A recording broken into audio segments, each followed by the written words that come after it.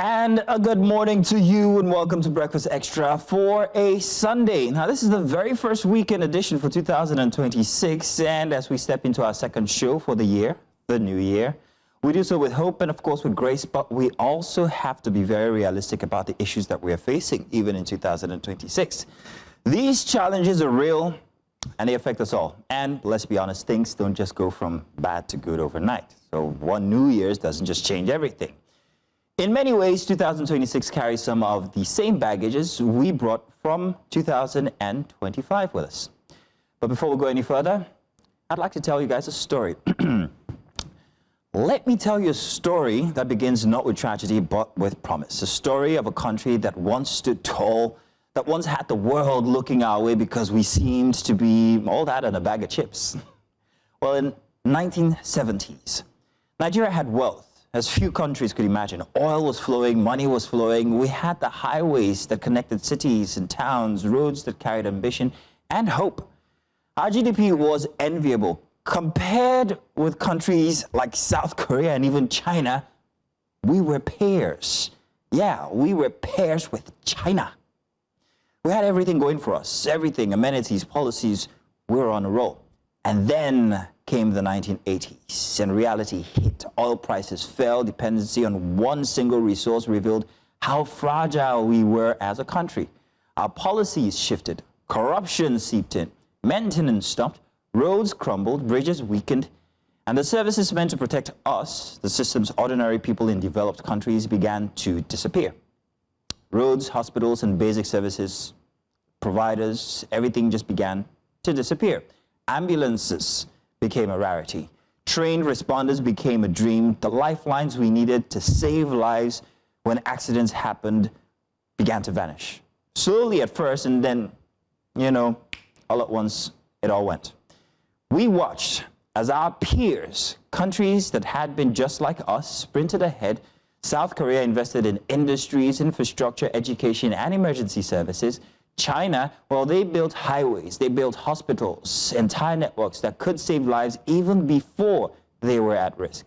In Germany, roads are open for emergency responders to pass quickly in times of need, an orientation that's been worked into the public psyche because the system is available and it works. But in Nigeria, we stood still. We spent, we consumed. We didn't just consume, we chopped. We pretended to be strong, and beneath the surface, our systems were hollowing out. Roads decayed. Institutions hobbled on one leg for so long, and then they too decayed. In fact, last week, on December 29th, 2025, that hollowing out was exposed for the world to see. Anthony Joshua, world-renowned boxer, a man who can take punches from the hardest hitters on the planet, was traveling on the Lagos-Ibadan Expressway. His vehicle lost control, lives were lost, but he survived. And here comes the part that should shake us awake. Anthony Joshua, injured on our Nigerian roads, had to be rescued not by an ambulance, but by a police vehicle. No paramedics, no trained emergency response, just police car and local help.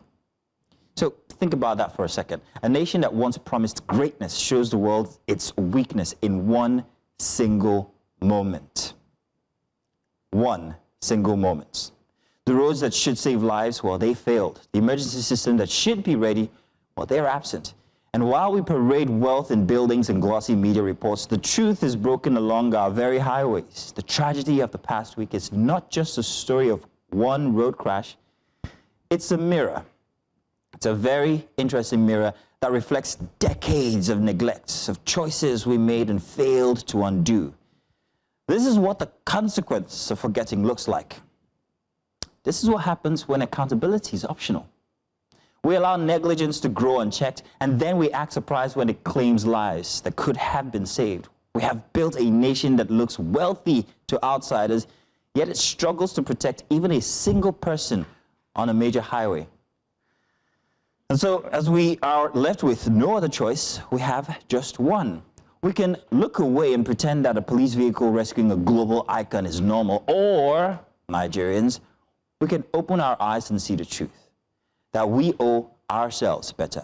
We must demand accountability from those in public office. And even after people say, oh, is the government this? What about you? What are you doing? Who have you held accountable in the past 2.5 years? That we must do. And we must also invest in infrastructure, in emergency services, in the lives of every Nigerian who steps on those roads. Nigeria it's not just a wake-up call for you. This is a plea. We're begging. Until we stop polishing the surface and start fixing the bones, until we hold those entrusted with our lives accountable, we will continue to present to the rest of the world the illusion of affluence while living in the decay of neglect. We'll continue to be third class in every respect, every manner, no matter what. But we can do better. We, in fact, must do better, and we owe it to every citizen, every family, every person who travels that highway. And in fact, most of all, we owe it to ourselves. Ladies and gentlemen, let me welcome you to Breakfast Extra second edition for 2026. Of course, it's going to be a very interesting day as we have topics all across the entire 3 hours that will be with you.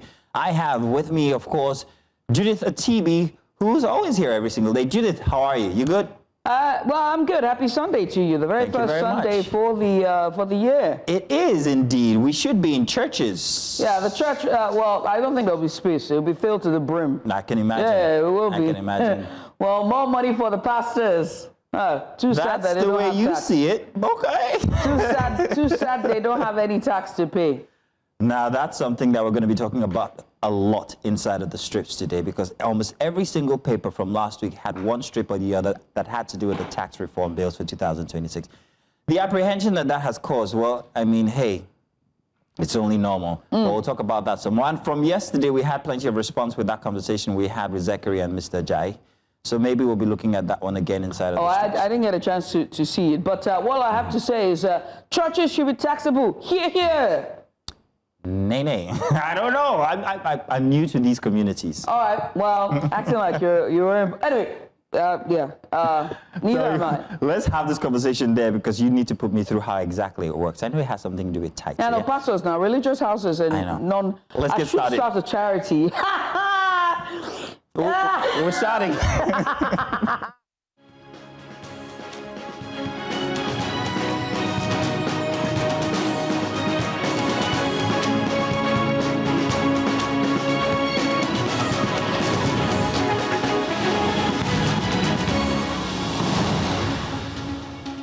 And a very good morning to you, and welcome to Breakfast Extra for this Sunday morning, bright and early for you. We've got quite the lineup for you this morning. As always, first we turn our attention here to Lagos after the deadly fire at the GNI building. Now, 8 lives have now been confirmed lost as families are still searching for their loved ones, and a demolition order is now in place. So we're going to ask very critical questions, and one of them is, how did a commercial building in the heart of the city become a death trap? And then from there we switch to politics. The one and only Mr. Peter Obi has moved to the ADC officially, and this has now opened a deep reef inside of that party, the coalition. One faction welcomes him and another rejects his registration. And so we break down what this means for party structure, internal democracy as well, and the road to 2027. And what is all of these things? Factions is now the buzzword when it comes to opposition parties. From there, we switch to our wellness today. Now, as food prices are soaring and as purchasing power becomes to shrink and options are also shrinking as well, we ask how Nigerians can eat right in 2026.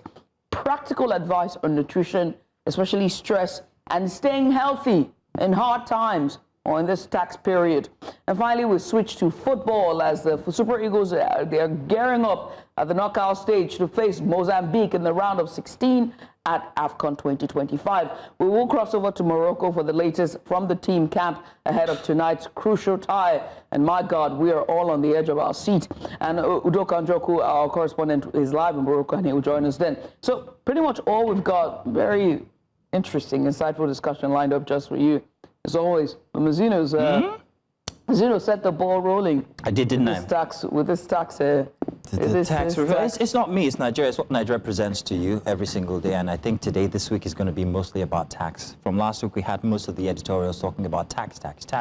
It's on everybody's lip. Everybody's checking their wallets and their bank accounts since the year hit 1st of January 2026. Everybody's like, oh, how much could they have removed? How much do I have? I had personal concerns because I had businesses that were supposed to pay into my account, and I'm like, I'm wondering what's going to happen now. Open a chair. So January is a test month for everybody when it comes to finances, and especially the taxes. One topic I wish we could talk about today, however, is the fact that there was an invasion. America did invade Venezuela. Oh. Took away their president and first lady. Fun times. And here's the thing. While the rest of the world is condemning it, 90% of world leaders have said that this is unjust. You can't do that. It's an invasion of sovereignty. Venezuelans, however, a majority, are happy. Yeah, the country. I was reading an article from the New York Post quite early this morning, and it was an op-ed on the contradictory. How everyone who's watching this feel very contrarian, or that contrition feeling that you feel when you're reading story. Okay, well, I see why they, but it's wrong. You know, that where you're just, you know, going on both sides. And I feel the same way as well. I mean, Maduro himself took power from Hugo Chavez, his mentor, in 2013, if my memory serves me correctly. And then all the way down during the elections, all international observers said that the election was not free and fair, and he hijacked the elections, but still he continued. There was a lot of malpractice and vote rigging that was observed, but yet he still stayed. Not to forget that he had eroded public confidence, accountability, the entire institutions, from the judiciary to the legislature. So much he had done. And so I would understand why the people were dancing, because remember, millions of Venezuelans had already started to leave the country to seek asylum at other countries. So, yeah, I mean, as much as legality of a leader is a problem, and where U.S. went in is another issue, but congratulations to the people of Venezuela. The way they went in, the way they went in, and that's the concern. If they can do it there, contrarian. They can do it anywhere. That's the thing. Yeah. Tell you what, we have the dailies coming up, but let's take a quick break, and when we come back, we'll be telling you what the front pages are saying. We also might be giving you the strips as well. Just stay here. It's the first half of Breakfast Extra, second show for the year 2026. You're welcome.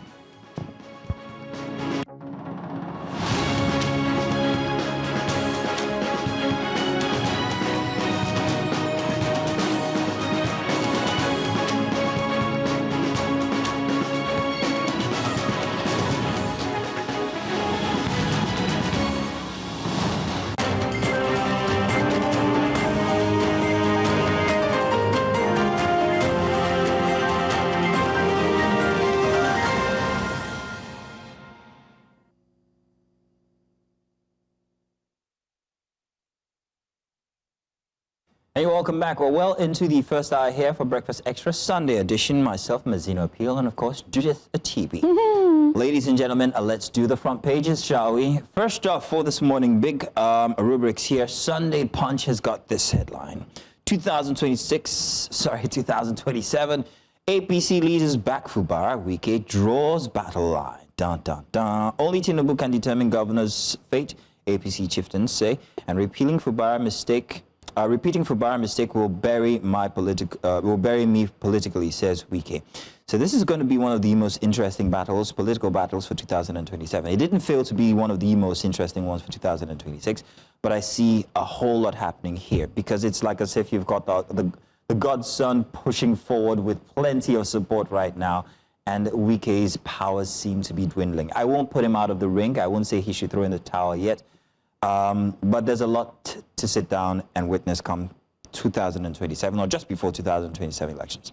At the very top, mixed reactions as Trump captures Venezuelan president. Let's not forget his wife. However, what is the case if you were in Venezuela? Would it be jubilation or would it be contrition? I don't know. Banks shuts 229 branches, and ADC membership swells after Obi's defection. Is it swelling, Judith? I don't know what you think about Obi's defection to the ADC and whether his grassroots supporters will follow. The question is whether Obi actually has grassroots followership or whether he has a youth followership.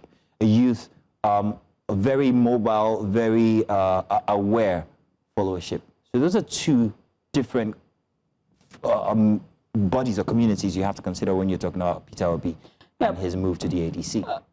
Well, if you look at the deciding elections of 2014 or 2013, sorry, I'm going to geek out here, so bear with me.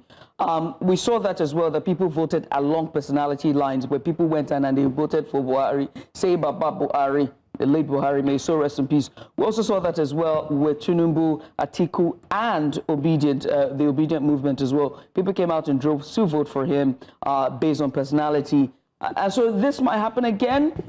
We've always seen that if they like that person, if voters like the ideals, they do not care about the party, they care about the individual. And so we might see them go in not for ADC, but for Peter Obi, those who are loyal. Yeah. Okay, well, so let's take the headline. I wanted to take it at face value, but then if you put it that way, there might be some credibility to it. ADC members membership swells as obese after Obi's defection. Nigeria, others owe $8.9 trillion historic debt. World Bank say any motions won't solve Nnamdi Kanu's life sentence, says the Ohaneze Deputy President General Isiguzoro. At the very bottom, how systemic delays turn death benefits claims into nightmares, and unjust dismissal from police ruined my father's life till he died, says ex-surgeon's son. Those are all the headlines on the front page for the Sunday Punch. Before I move on to our next report, I need to give a quick shout out to Saroge, who's watching, and he sent messages, by the way. So first, we were talking about the Venezuelans, we're talking about it, and he's saying that those videos are deep fakes. They're all a collation of past incidents or past celebrations. What videos? The ones we saw with the bombs? No, the Venezuelans that are happy. Oh, the happy Venezuelans. Yeah, so they're all deep fakes. They're all purported by Americans, psychons, or what do you say there? And that they're not really real, which really makes sense, because the real question about Venezuela is that if you're taking out the leadership, what happens to you take out the president and the first lady, and already know that the institutions are weak. So who's going to lead the country? And now America is saying that they're the ones leading the country. And so it would make sense if those videos are deepfake. Do you understand what I mean? Well, but how many deepfake videos can you come up with? There have been a lot of them, actually. And if you do your personal research, you'll actually find that there are true communities that are happy that the Venezuelan president, Maduro, has been removed. But I think it's too soon. I think we should wait and see exactly where the scales balance out at. Yeah. We're not there. We're not there. I mean, this Christmas and New Year gift that Trump is giving everyone is just interesting. Everybody gets one. You get one. Strikes to Nigeria and then go to Venezuela for a New Year gift as well. I wonder who's next for Easter. Moving on, shall we, to This Day newspaper. This one here at the top of the headmaster. Iwata clarifies APC's position and Rivers confirms Fubara as the party's leader. I will be buried politically if Fubara wins second term, says Wike. Wike needs to pause. He needs to pause. Banks recapitalization raises GTCO, Zenith, UBA, 10 others, market cap to 16.14 trillion naira in 2025. You can find that story on page 6. Kwankwaso, I will only join any party if I'm offered presidential or VP ticket, says says Governor Yusuf's planned defection on an act of betrayal. Crisis may hit ADC over Atiku, Obi, others' ambition. You can find that story on page 5. Trump, we will run Venezuela until we can do safe, proper, judicious transition.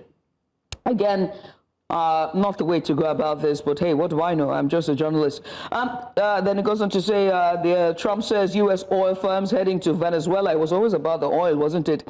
UN, Russia, China, Brazil, Iran, Colombia, Cuba express outrage after Maduro's capture. Vice President Rodriguez sworn in as president.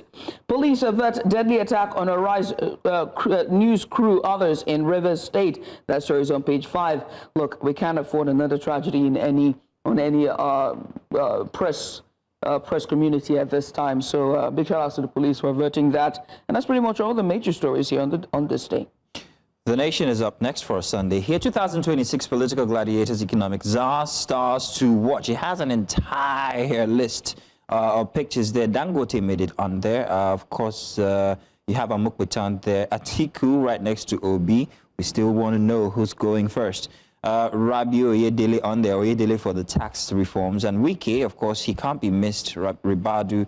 And who's that young guy? Who's Fola? Who's that guy? I don't know who that guy is. He's right on that Kwankasu. Right at the very bottom, he's got dreads. That guy. I know he's a musician, but why is he a political gladiator or an economic czar?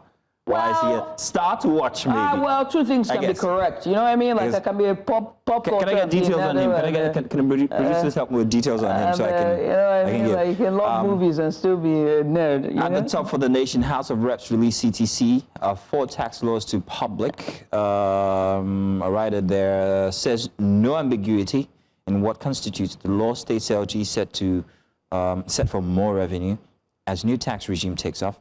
Use of defection to APC shifted to involve federal lawmakers. At the bottom, U.S. charges Venezuela president wife with drug trafficking and evasion. Is it really about drugs or is it about oil? Well, around the country, they say Trump vows. Russia, Iran, U.S. Democrats, others flay attack. NAF sustains airstrike, cripples terrorists in northwest and northeast. Military uncovers mastermind of Maiduguri mosque bombing. Oh, that's good. We're getting results now. This is good. That's on page 5. It will make for very interesting Sunday morning reading. And Anthony Joshua, back in UK as deceased aides due for burial today. We'll be covering that in the final hour of Breakfast Extra as well, as we will be bringing you visuals and details from the event. As he promised from before, he'll be taking care of most of the expense for their burials. Oh, yeah. That's it for the nation. What do you have? I have the Telegraph, by the way. Let's move on to the Telegraph for you for Sunday Telegraph. If I can just put it up on my tab. There we go. Trump will run Venezuela until proper safe transition is achieved. U.S. actions dangerous, says United Nations. And you can find that story on page 5 and 7.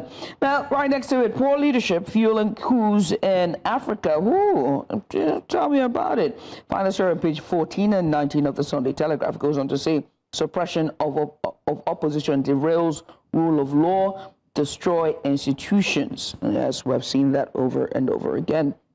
Okay. At the bottom of the headmaster, experts why Nigerians' energy woes deepen in 2025. Country faced more grid collapse despite $800 million injection. Federal government, TCN, insists long-term investment, not immediate solution. Well, tell that to Nigerians who've been waiting all their lives for steady power supply. I think you can do both at the same time, sirs and mems. At the bottom there, APC convention, governors, old leaders, battle for structure, chieftains, defectors seek control of party in states. National officers scheme to retain officers. That story is on page 2 of the Sunday Telegraph. Kanu, Kwankwaso, Yusuf disagree over defection to APC. You can find the story on page 3 of the Sunday Telegraph. Federal government's plan to cancel NNPC Limited's debt unconstitutional, ADC. That story is on page 5. Resident doctors to begin nationwide strike January 12th. You can find that story on page 3 of the Sunday Telegraph. I just wish that we could solve the healthcare issues once and for all. Lastly, at the bottom there, the governor of Borno State, Professor Zulum, there saying that no peace in Nigeria until Boko Haram exits the Lake Chad region of the country. That story there is on page 4 of the Sunday Telegraph. And finally, for the Sunday Telegraph this morning, military identifies Northern suicide bombing coordinator and recovers ammunition. That story is on page 5. Pretty much all we've got for you on the Sunday Telegraph. But do not go anywhere, by the way. Mazino is on standby to bring us the strips. Stay with us.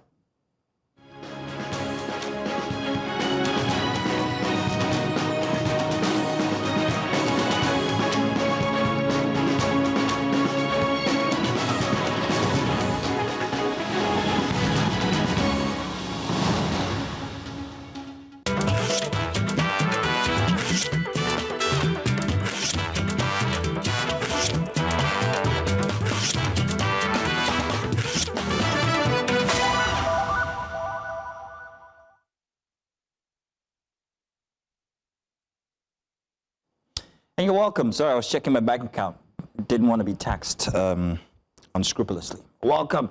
Now it's time for the strips, our first hour on Sunday mornings. We like to packing everything from inside the dailies. I'm not doing it alone. Of course, we have Judith is going to be joining me, and we are going to be taking a look at least 5 of these from during the week. It's very unfortunate today, Judith, because we only have 2 topics to actually talk about. Because most of the strips, like I said from before, inside the monologue, are about the tax reforms that Nigerians are very confused about. So you're not going to blame the artists for just making that their sole focus when it came to last week as we were approaching 2026. I'm thinking 2026. Well, let's take a look at our very first strip this morning, and I'm sure it's going to be about tax reforms. Am I correct? Yes, I am. Let's take a look at this. Big Bulldog, tax laws, all here. Wearing the iconic hat, you know what it means. And of course, the figure right next to it say, hey, look, I bought you a present, Nigeria. And it's a big bulldog ready to go at anybody, everybody who's earning in Nigeria. At the very top, Nigerians, welcome 2026, and this is how we have done it. Let's put the other one up. That will give us more context. This is of Nigerian situation right now, and the president saying, 2026, we're going ahead with the tax reforms, whether you like it or not. There's some more context in some of the others. At least 3 of them that are to come are of the same concept. Now, this is very interesting here. Judith, check this out. Excuse me, sir, that medication is contaminated. I know, he says, right there, he's holding a syringe. Tax Act adulterated. We'll come to that in a minute. And right here, go ahead, sir. The side effects will be just a feeble public outrage, something a dose of tear gas can't handle. That, to me, I think might be Oyedele. Yeah. you can see, yeah? The one with the syringe, of course, is supposed to be depicting the president. And the other helpers, they're just, you know, regular people who perhaps have contributed to the the man who's holding his leg, you can see that he's begrudgingly doesn't want to be there. That is you. That is you. That is me? Me holding the leg? No, I mean the person whose leg is being held. Looks nothing like me or my ancestors, I'm sorry. Well, here's the thing. That's a representative or representation of the Nigerian people. We're about to, as the artist is trying to depict, what it is here. Adulterated Tax Act. We all know, or at least we've heard. We're not too sure about it. What the argument is about what was ratified and what was passed to the president, what was gazetted, if you know what I mean. There's still that, you know, we're not too sure if these were accurate documents that were being gazetted. However, it's this part here. Go ahead, sir. The side effects will be minimal. It's just public outrage. And the cure for dissent will be, of course, tear gas. We know how to do this.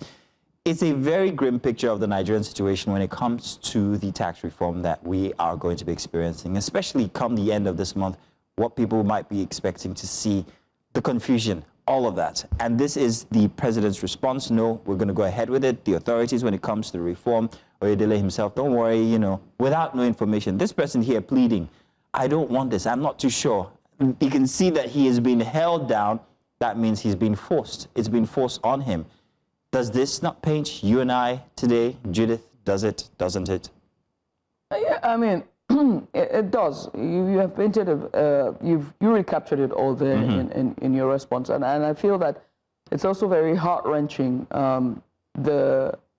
why Oyedele has been the vehicle of this. He's a very calm person, by the way. Very. Do you know him, or just because you hear him talk? Well, when you hear him speak, he gives this, you know, like, don't worry, everything is under control. It's okay. It's like a tongue licking your ear. Okay, let's go on that break. Let's do a short break. Let's do a break, and we'll be back to continue with some more that we really actually want to show you. We'll be back.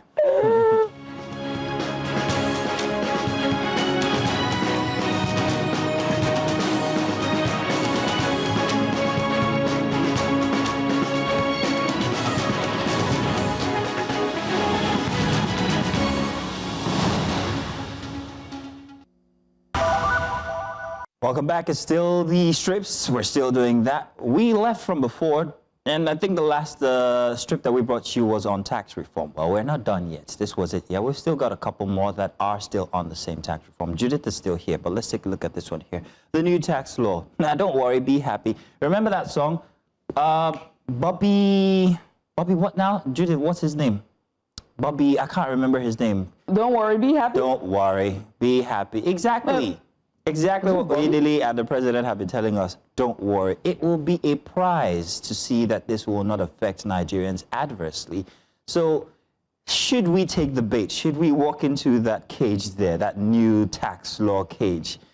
Well, Nigerians are still very apprehensive. There's still one more that still depicts something about the I tax like the, before you go, there's a slogan at the bottom there that you missed. Oh. It's a bonanza, people. Oh, yeah. It's a bonanza, people. Yeah, friendly tax regime. Friendly indeed. But is there no space for us to actually accommodate the new tax reforms? Do you think that digitizing it might help us gather more tax and provide more amenities for people? Is it the chicken or the egg situation that we're scared of? Give us amenities first and then we will pay taxes? Or is it, you know, pay taxes and then we'll give you amenities? Are those the concepts that are troubling Nigerians? No, it's none of the above. The issue here is that the Nigerian people have seen this play out over and over again, right? So, but is it with the same government, though? No. No, the ruling class is one and the same. It doesn't matter what administration comes and goes. They all have the same characteristics. If it quacks like a duck, if it looks like a duck, it's a duck in a skirt. It's a chicken in a skirt. It's a chicken in a cage. You know what I mean? And so that's where we are at. So I don't necessarily think that it is about that. Because this same administration, years ago when they were opposition, said that subsidy removal was a scam and should not have been removed. And in fact, they funded the protest and now occupy Nigeria. And now here we are, they took it away. Barely how many years into this administration, they have said, oh, well, you know, we need more money, right? But this is the same administration that refused to listen to dissent, that refused to call opposition to the table. So if you do that, you'll compound the issues. But let's go back to subsidy removal. There were some dividend. We see some development. We see roads. We see some of these. Not enough, maybe, but these things might take time. The authorities will argue. I'm playing devil's advocate. Messina? Say again? Which road? Which road? You don't travel Nigeria like I do. But let's see if there's another one on tax reform. Is there another one on tax? Yes. All one and the same. No, it can't be the last one because we have one more that we have to. Yes, this is the last one on tax. Non-toxic goods, you will make a huge profit. Tax 2026. Here we come. Nigerians saying, yeah, same thing. You said that about the goods called subsidy removal. So you were going about subsidy removal. Go ahead now, Judith. Oh, no, is it the same thing? Yeah, that's what I'm saying. Oh, I didn't even see this. I didn't even see this. I just saw this now. Right, so that's the same thing I'm saying. So you can say, they can couch this whichever, they can push this at the children's house, they can say whatever, but Nigerians have seen this play out over and over again, yet here we are. So I don't think payment is the issue, right? We have been stretched. The muscle of tolerance for us has been expanded so much so that we can take everything. It's just how much more can you take from me before I see change? I mean, in your monologue there, you talked about, you know, the emergency response and paramedics as well. But here we are, you know, at this point. So it's kind of, so I think that's what it is. It's not necessarily... The producers are telling us that we have to end now, but I'm begging their indulgence because I really need to show our very last one that comes outside of the tax reform, what's it called? Now, I wanted to talk about this, and I'm sure that we're going to be very quick about this. World Council of Churches calls for sanctions on Israel. Here, I am going to defend Christians in Nigeria. This is, well, a depiction of Benjamin Netanyahu with a bloody sword. You can see in the background there an infrastructure that might seem, it is a church, destroy churches in Palestine, while world leaders are calling and, well, bemoaning what's happening inside of Palestine. Benjamin Netanyahu over the week says, I'm going to defend Christians even in Nigeria. And we're like, okay, hang on a second, but you're the same person who has been, committing genocide? No. We can't absolutely say that, but that's what the argument is. You're committing these atrocities in Palestine, where, of course, some of these infrastructure would be churches, and now you want to go save Christians in Nigeria? Exactly what's happening. That bloody sword there doesn't just mean nothing. It means that that's fresh. His hands, his shoes. Everything is happening. It's happening as we speak. The smoke is still out. The blood is still wet. It's still on the dance floor. And he's saying that I want to, even with these bloody hands, go save Christians in Nigeria. Exactly what's happening here. Why does there seem to be some relationship between Israel and America when it comes to the Nigerian instance? What is going on? Right. I mean, look, I would say this. First of all, I'm not the one who characterizes as genocide. Amnesty International and the United Nations were the ones who characterized that as genocide, and as well as other nations as well, and proclaimed the statehood of Palestine. So let's keep it at that. But lastly, like I said, again, I've always said this, I'll say it again. Christians in Nigeria, one has to be mindful as we go into the new year. Let them not use you for propaganda. They would use your religion as a religion that is not for peace, and they will use you as a sake to carry out their propaganda and political ambitions and whatever rhetoric they choose to spill. And so whatever it is, as much as we're protecting the lives of those who have been affected by conflict in the east, north, and of course parts of conflict, central Nigeria, let's be clear where we're getting our help from, and most importantly, let us own our own rhetoric and push back to whatever propaganda and see between the lines as well. Own the narrative, that's all I say. Ladies and gentlemen, we've been rushed off. But that's it for the strips today. Thank you very much for joining us. Thank you very much, Judith, for your analysis. Now, let's do some conversation, shall we? Let's move on to our very first big report. Welcome once again, and finally it's time for our very first big report here this morning. Now, this morning, Lagos is counting losses after the fire at the GNI building. 8 people confirmed dead, 13 pulled out alive. Families still searching. Governor Babajide Sanwo-Olu has ordered the building be demolished, calling it structurally unsafe. But behind the figures is a deeper question. How did a building, a busy commercial building in the heart of our city, Lagos, turn into a death trap? And at the scene, emergency agencies opened a help desk for missing persons while structural engineers assessed the remains of the building. Our correspondent followed the rescue efforts and the promises made by the officials in the aftermath. This report was filed in by Israel Forobo. Here's a report. Officials of the National Emergency Management Agency, NEMA, the Lagos State Emergency Management Authority, LASEMA, the Lagos State Building Control Agency, LASBA, alongside the Lagos State Fire Service, were at the scene on a routine assessment of the ongoing operation. According to authorities, the exercise is aimed at evaluating progress, ensuring safety standards, and coordinating efforts to locate possible victims trapped beneath the rubble. We are thinking of going into the recovery phase, but we are facing some challenges because we have a lot of debris that are still burning. So it is difficult for excavators to start excavating. We are waiting for the fire to actually be brought under complete control before we start that. The fire service says the inferno has been largely contained, though pockets of heat remain within the structure, requiring continuous monitoring. All the fire have dropped now, and it's only the smoke that's coming from the basement, and we cannot stop it now until all those debris be removed, so we can be able to tackle the fire from the basement. Meanwhile, LASEMA has opened an incident register to document complaints and gather information from relatives of persons feared missing. We have a table there that you can go and confirm the number of victims that so far be recovered. As I told you, it's an ongoing exercise, and as soon as the exercise is over, a statement will be made on that. So I don't want to speculate for now. I know quite okay that a lot of bodies have been found, and there were some other people that were rescued alive. So it's an ongoing exercise, and in due time you get to know about the number of people involved in it.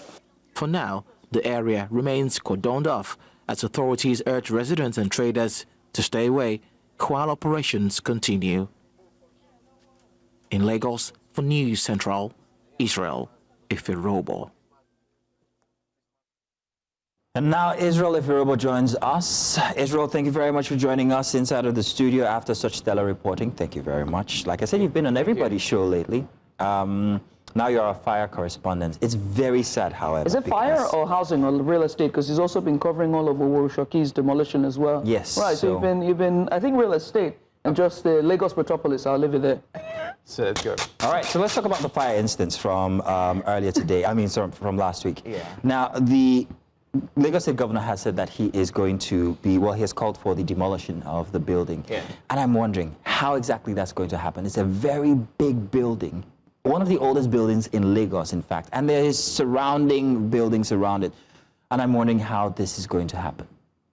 Okay, so let's just backtrack a bit. Yeah, let's please. So how all of this started. Good morning, guys. Good morning. Happy New Year to you. Yeah. Yeah. Okay, so it was really sad. I mean, it's basically disrupted the work schedule here at New Central because we had to be there on the 24th. It was also very sudden. Yes, it was very And sudden. it was the holidays. It was Christmas. Yes, but then again, Lagos never sleeps. So though you may call it was a holiday season, holiday period, Christmas Eve. Right. It still didn't feel that way on Lagos Island. It was a really busy scene with people, last minute Christmas shopping. So that's the scenario. It was last minute Christmas shopping, traders still trying to make brisk business. Those that were inflating prices were doing that. Those who were trying to get the last Christmas shopping done, they were also getting that done as well. And then boom, they started.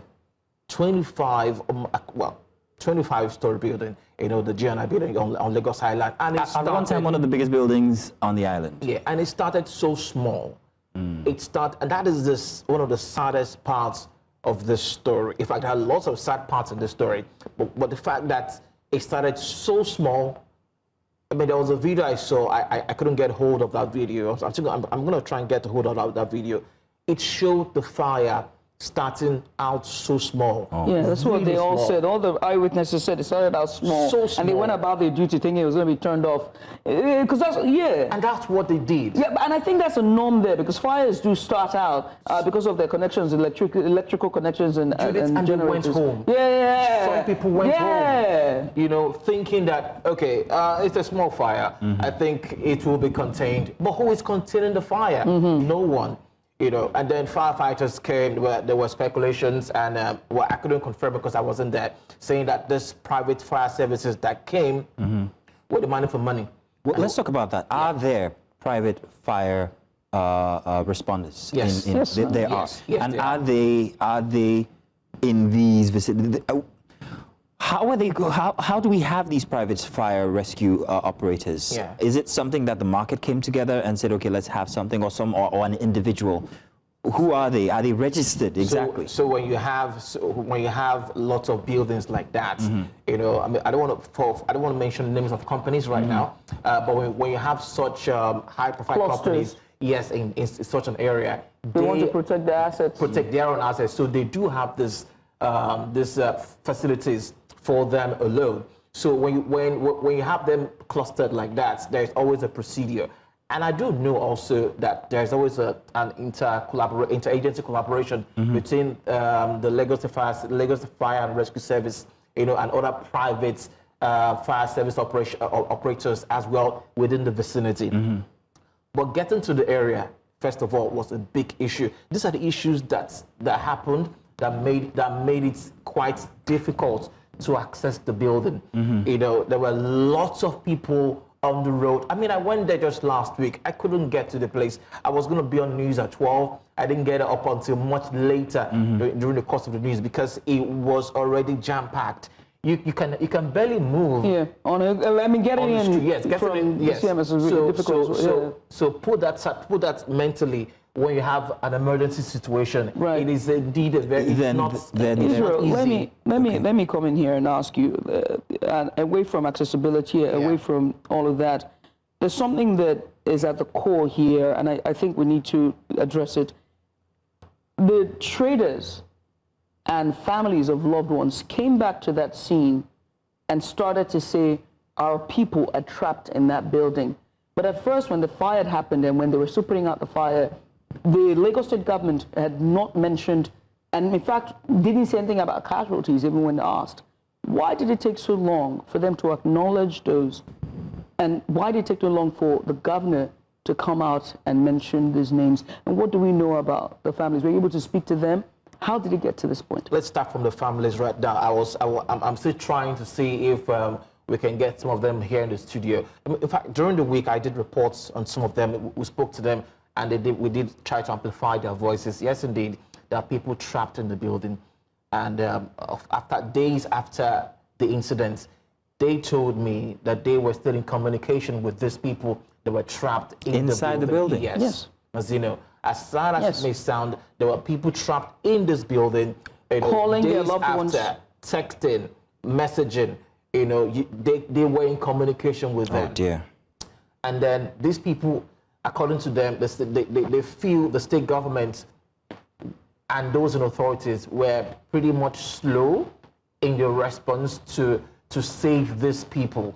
But then again, when I did ask the authorities, how is this possible that we couldn't get these people out? And they said, we can't, because as about 3 days ago that I was there trying to speak to authorities, what can we do to help to try and get this rubble, this debris out, so we can try and see if we can get to these people who may or may not be alive, but we can only try, but if you don't try, you can't really find out. And they said because of the pockets of fire, we That can't they're really, still putting out anyway. Yes. Well, how so they couldn't just get the excavators there to try to start digging, so to speak. But they were also saying that vibrations from the excavators may also be a problem for the structural integrity of that building and the buildings around that place as well. So these are some of the issues that they were also contemplating with. But some families were saying that they had to pay, I hate to use the term, bookies to go inside and pull their families out. Were you able to speak to them? Were you able to confirm their stories? Yes. Was this true? Yes. So according to the traders that had brothers, sisters, relatives, that were trapped and that they haven't seen, they said, in fact, it's a long story. One thing that it is, I'm going to come to that. One thing that they also pointed out was the fact that they were, I couldn't confirm this, but they said it's the market, the traders, market associations within the vicinity, that they were the ones, and this is sad, that they were the ones paying for the fire trucks to come in there to put out the fire. The fire trucks are the state fire trucks. Now I can't confirm that if it was because the it's state private or is it? Yes, I was going to ask about that they were paying money to these people to come in and try to put out the fire. So yes, indeed, there were lots of people that said that their loved ones were trapped in the building, and then it just went on for days and days, and at some point they couldn't hear from them anymore. So what about the list that was open for people trying to find their loved ones? We saw that yes. in the visuals. So that's the incident, the incident register that. Do you have any idea of how many people registered on that missing persons? So I got a wind of this while I was there. So I had to go there to film what we could get. At the time we filmed, just about a few people have gone there to register their missing loved ones. So yes, it's a register that's just anyone who is missing.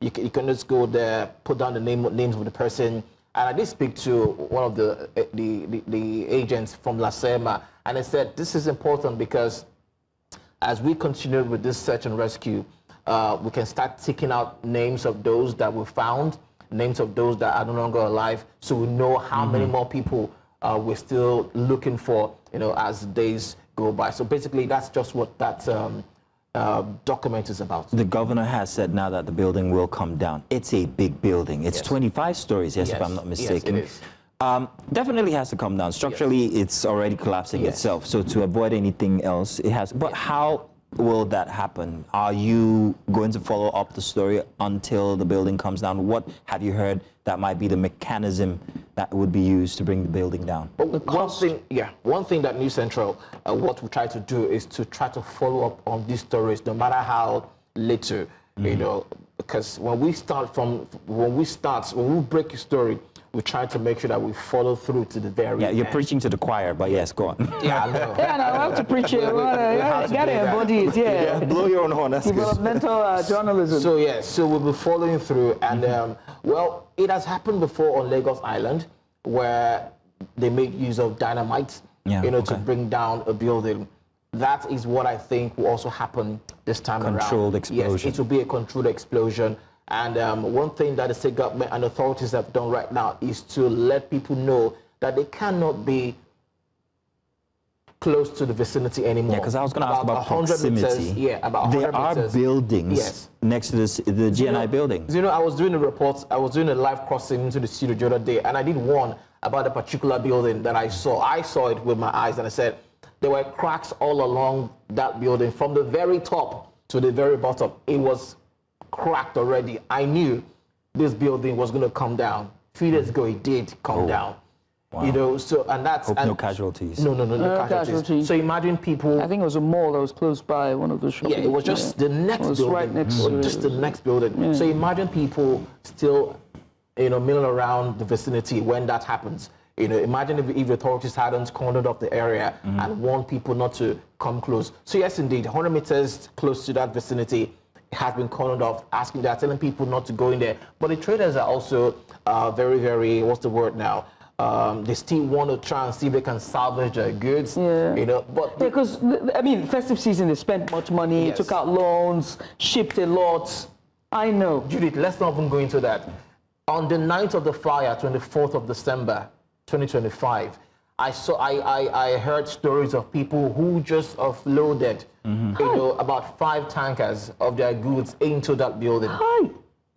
That's goods worth millions. I don't know if it's billions, millions of naira burns on that Instantly, particular same night. day. So yeah. Yeah, you've talked about a number of complaints that you've listened to from the eyewitnesses and traders, and one of them is bearing the cost of the fire trucks, whether state or privately owned. Yes. You also talked about accessibility as well, and also no sort of response when you complained about their loved ones being there. They were very slow to respond.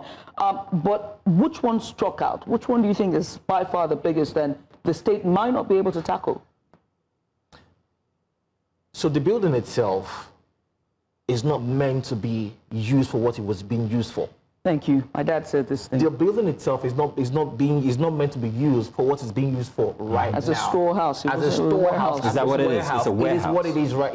It is what it is before the fire started. It was what it was. Because it's, it's great Nigeria Insurance House. So From a that block alone, of corporate offices. Yes, you know, it's corporate offices basically, and then it was now converted into what it is As now. have most of the buildings in the area. biggest So Lagos Island area. When you now have an emergency situation like that, there are no exits, for people to try and run out and escape and save their lives, because the building in itself was not designed to Store that amount of people and that traffic. That kind of traffic that you see there. And then the materials that were stored in the building as well were really highly combustible materials. So you can see all the various layers of issues that the firemen had to deal with on that particular day. So I don't want people to put the blame solely on the firemen. They did all the odds were not in their favor. They did what they could do given the instance. But Ife, don't forget the traffic leading up. You spoke to the about building that. Itself. Let's look at this traffic, like you've just said. Building that had been repurposed for commercial reasons, flammable materials.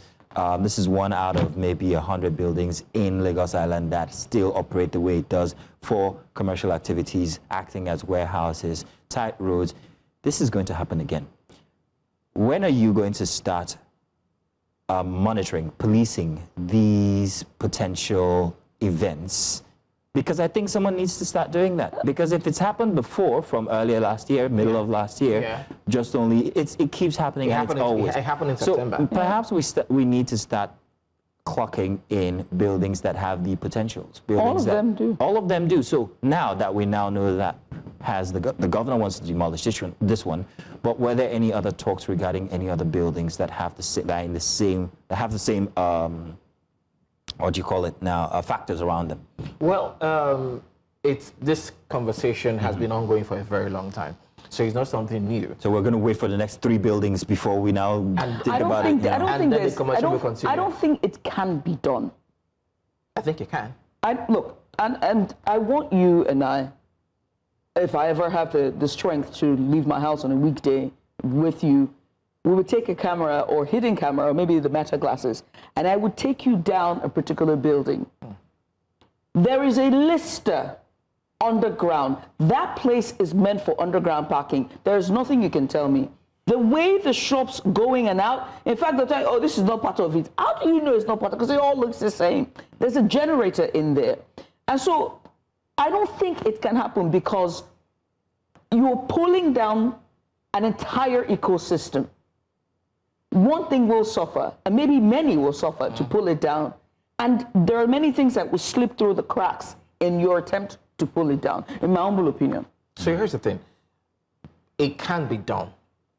It takes the will of the government and the CBD operators, those in charge of the marketing on Lagos Island, to actually crack down on these buildings that are not collecting safe. Tickets in Inca. Exactly. So they really need to put their foot down and do the right thing. If not, we will see these incidences continue. Sadly, that is what will happen. In September, it happened with Mandela's. Now it's happening again. 3 months later, it's happening again. And this one is the Great Nigerian Insurance House. Another massive building. It's getting bigger and bigger. It's getting bigger. So it's not a heritage building. It's not just, it's not, and for this particular one, it wasn't just the GNI building that was affected. Adjoining buildings as well were also affected. And it's also cost lives, livelihood, properties as well, goods worth millions of naira. These people, they are making their money. They are actually selling goods and services. They are being taxed. You know, so they are being taxed. The heavily. landlords are making money. Make the managers, they are also making money out of it. So and then there are no fire service stations within Lagos Island. And then the private ones we have are demanding for money. The private ones you have are asking you need to pay me before I do what I'm here to do, because I'm not here. This is not my building. I shouldn't be I'm a putting out business fire. baby. Yeah, I'm a Exactly. business Has baby. the authorities, the Lagos State governor, told when the demolition is going to happen? Real quick, we are out of time. Out of time. Okay, so they haven't said it specifically when this will happen, but definitely it will happen. There will be a controlled demolition of the Great Nigerian Insurance building on Lagos Island. And they are also, at this point, telling everyone to please do stay away, because the structural integrity of that building and those around have been compromised, asking people right now to stay away. All right. But one more thing. Yeah, go ahead. People have lost lives. You know, there are people still trapped in that building. Whether they are alive right now, Zeno, or not, we do not know. That is one sad point in this whole story. Very, very sad indeed. But if thank you for following the story, and we hope to see the demolition in one of your reports, because I think that's going to be spectacular, first off, and also serve as a sign that the Lagos State government is concerned with these kinds of issues around the state that have to do with, fires, especially in Lagos Island. Ife, thank you very much. Always a pleasure to have someone come into the studio and call me Zeno. Absolutely. It goes to tell you how long it's been. But our hearts also goes out to the families that have lost the 8 lives that have gone. May their soul rest in peace. You're watching Breakfast Extra. Stay with us. We'll be back. And you're welcome back. Let's get started with our big story, and this time we bring it for you in this our second hour of the show. Now, Peter Obi has formally aligned with the African Democratic Congress, ADC, but his entry has triggered a public dispute. One faction of the party has rejected his registration, and disowned the Enugu process. Now, what should have been a strategic move now exposes deep cracks within the party structure. This matters beyond personalities. It speaks to how Nigerian parties manage power, who controls internal processes, and how credible they are as platforms for national leadership. And so joining us on the program this morning to give us a bit of insight and analysis, we have Honorable Kenneth Chibogu Bandi. He is the former National Deputy Chairman, ADC Diaspora Engagement, and leader of the ADC Diaspora Network. Also joining us virtually is Professor Sam Amadi. He's the director of the Abuja School of Social and Political Thought. Gentlemen, thank you so much for joining us. We appreciate you for coming on. Happy New Year to you, and great Malabites. Thank you. Great Malabrest. Happy New Year. Happy New Year. Great Malabrest. Let me start with you, Honorable Gamdi. And, let's look at this and see the factions as within the ADC.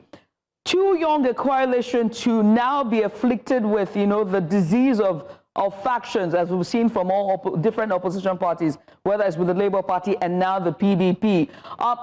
Who legally has the authority to validate a registration of this magnitude within the ADC? Let's start there. Well, good morning, great Malabrois, and Happy New Year, happy Sunday to all Nigerians all over the world, and also to your viewers. I'm happy to be on your program. And the truth of the matter is that INEC has no issue with ADC as a political party, and the truth of the matter is that genuine internal disagreements are not very unusual in any political setting, which is important that the institutional crisis have a mechanism of managing such crisis. But let's be clear. The internal disagreements are not new in politics, like I said, when they are genuine. So far, I can tell you that currently the ADC, as it is, has no fraction, at least not at the national level. Any fraction of ADC, African Democratic Congress, that exists currently is only in the imagination of anti-democratic forces and their sponsors, who are determined, of course, to undermine the path and the push of what ADC is currently achieving. Let it be on record that just last few weeks, the Federal High Court dismissed a suit brought by such phantom fractions seeking to restrain African Democratic Congress from holding its legitimate national convention. They even suspended me and 14 others, including Shifraf, who was the founding father of ADC. The way it is, I can assure you that ADC, at least at the national level, has no fraction. The fraction that we see on the media today are just phantom fractions. But phantom factions, but what does this reveal about the strength or weakness of your party's internal organs? How did they get such leverage to the point where the entire nation now knows that the ADC might just be split in the middle? I give you two critical examples. My very, very good brothers, Edmebu Kachukwu, was our presidential candidate during the last presidential election. He had a very major disagreement with the party. And of course, following the due process of the party, he was actually suspended from the party and eventually actually expelled from the party. But today, he stands and speaks on behalf of ADC, which is totally not correct. I don't know how we can have a mechanism, to regulate an individual that is not a member of the party. And another phantom party is from this current fraction that took the party to court that got the court dismissed. And he was a member of the party, a very active member of the party for that matter.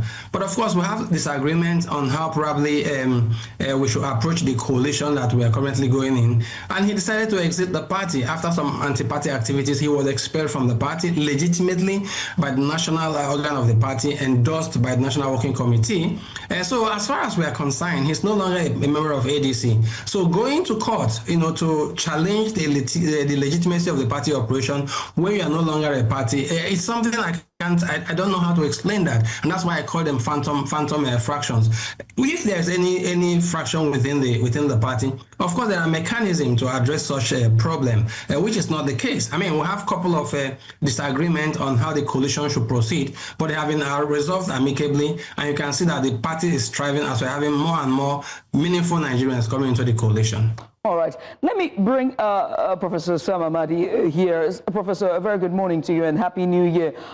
We've had these conversations, well into 2025.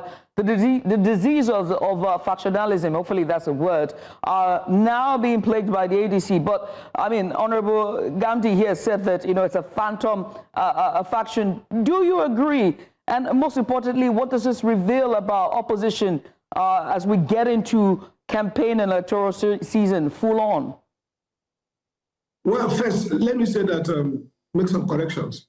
The idea that Mr. Peter Obi's event in Enugu is illegal is nonsensical. First, that's not a party registration. You see, oftentimes these politicians who claim leadership of parties don't even understand concepts and can't clarify them. When you declare a declaration to join APC or ADC, or to even, because Peter Obi claims he is actually part of the coalition, membership form is what you go and pick in your ward, wherever you want to be politically domiciled. So yeah, I live in Abuja. I'm from Imo State. I could join ADC, join them by picking a registration form in Imo State or where, for example. or I could pick a form in Abuja. So when I pick a form, that's where my membership is domiciled. That's my ward, political ward. Again, so what happened in Enugu is not anything about registration. So there's a lot of illiteracy about this, and that suggests that these guys are politically conscripted. These are people who are doing a political hashtag job, because clearly Mr. Peter Obi and those who came with him did a political declaration, just like anybody can decide to declare he's going to run for presidency from Lagos, from anywhere. That's number one. So nothing is laughable to talk about legality or illegality. That does not mean it's right or wrong. Mr. Peter Obi, we need to pick a form, a membership card. Whether he has done that, I don't know. That's what makes him a full member. And then when I say who issued it and who signed it. The second point is around this notion about crisis. Look, I can go and claim to be the national chairman of APC right now. And if I have media, spotlight, and that's a problem. These guys just go and issue statements and hog the media and create a sense as if there's a real crisis. Look, ADC as a coalition is settled. INEC has recognized the Michael executive, just like you have APC led by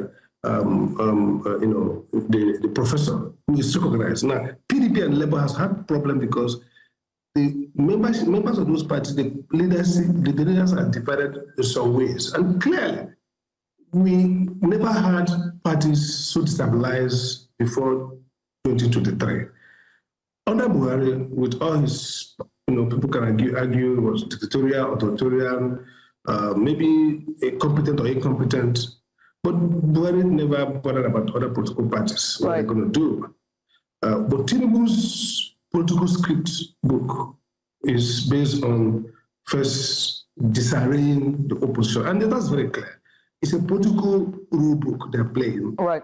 That's why the Labour Party. And then Professor Amadi, I hate to cut you. You're making a very solid point there, but I want to put a pin on it because we need to go on a short break. When we come back, I will let you continue on that thought, and then I'll give Honorable Gamdi a right to reply. Let's go on a short break. You're watching Breakfast Extra. Don't go anywhere. Stay with us.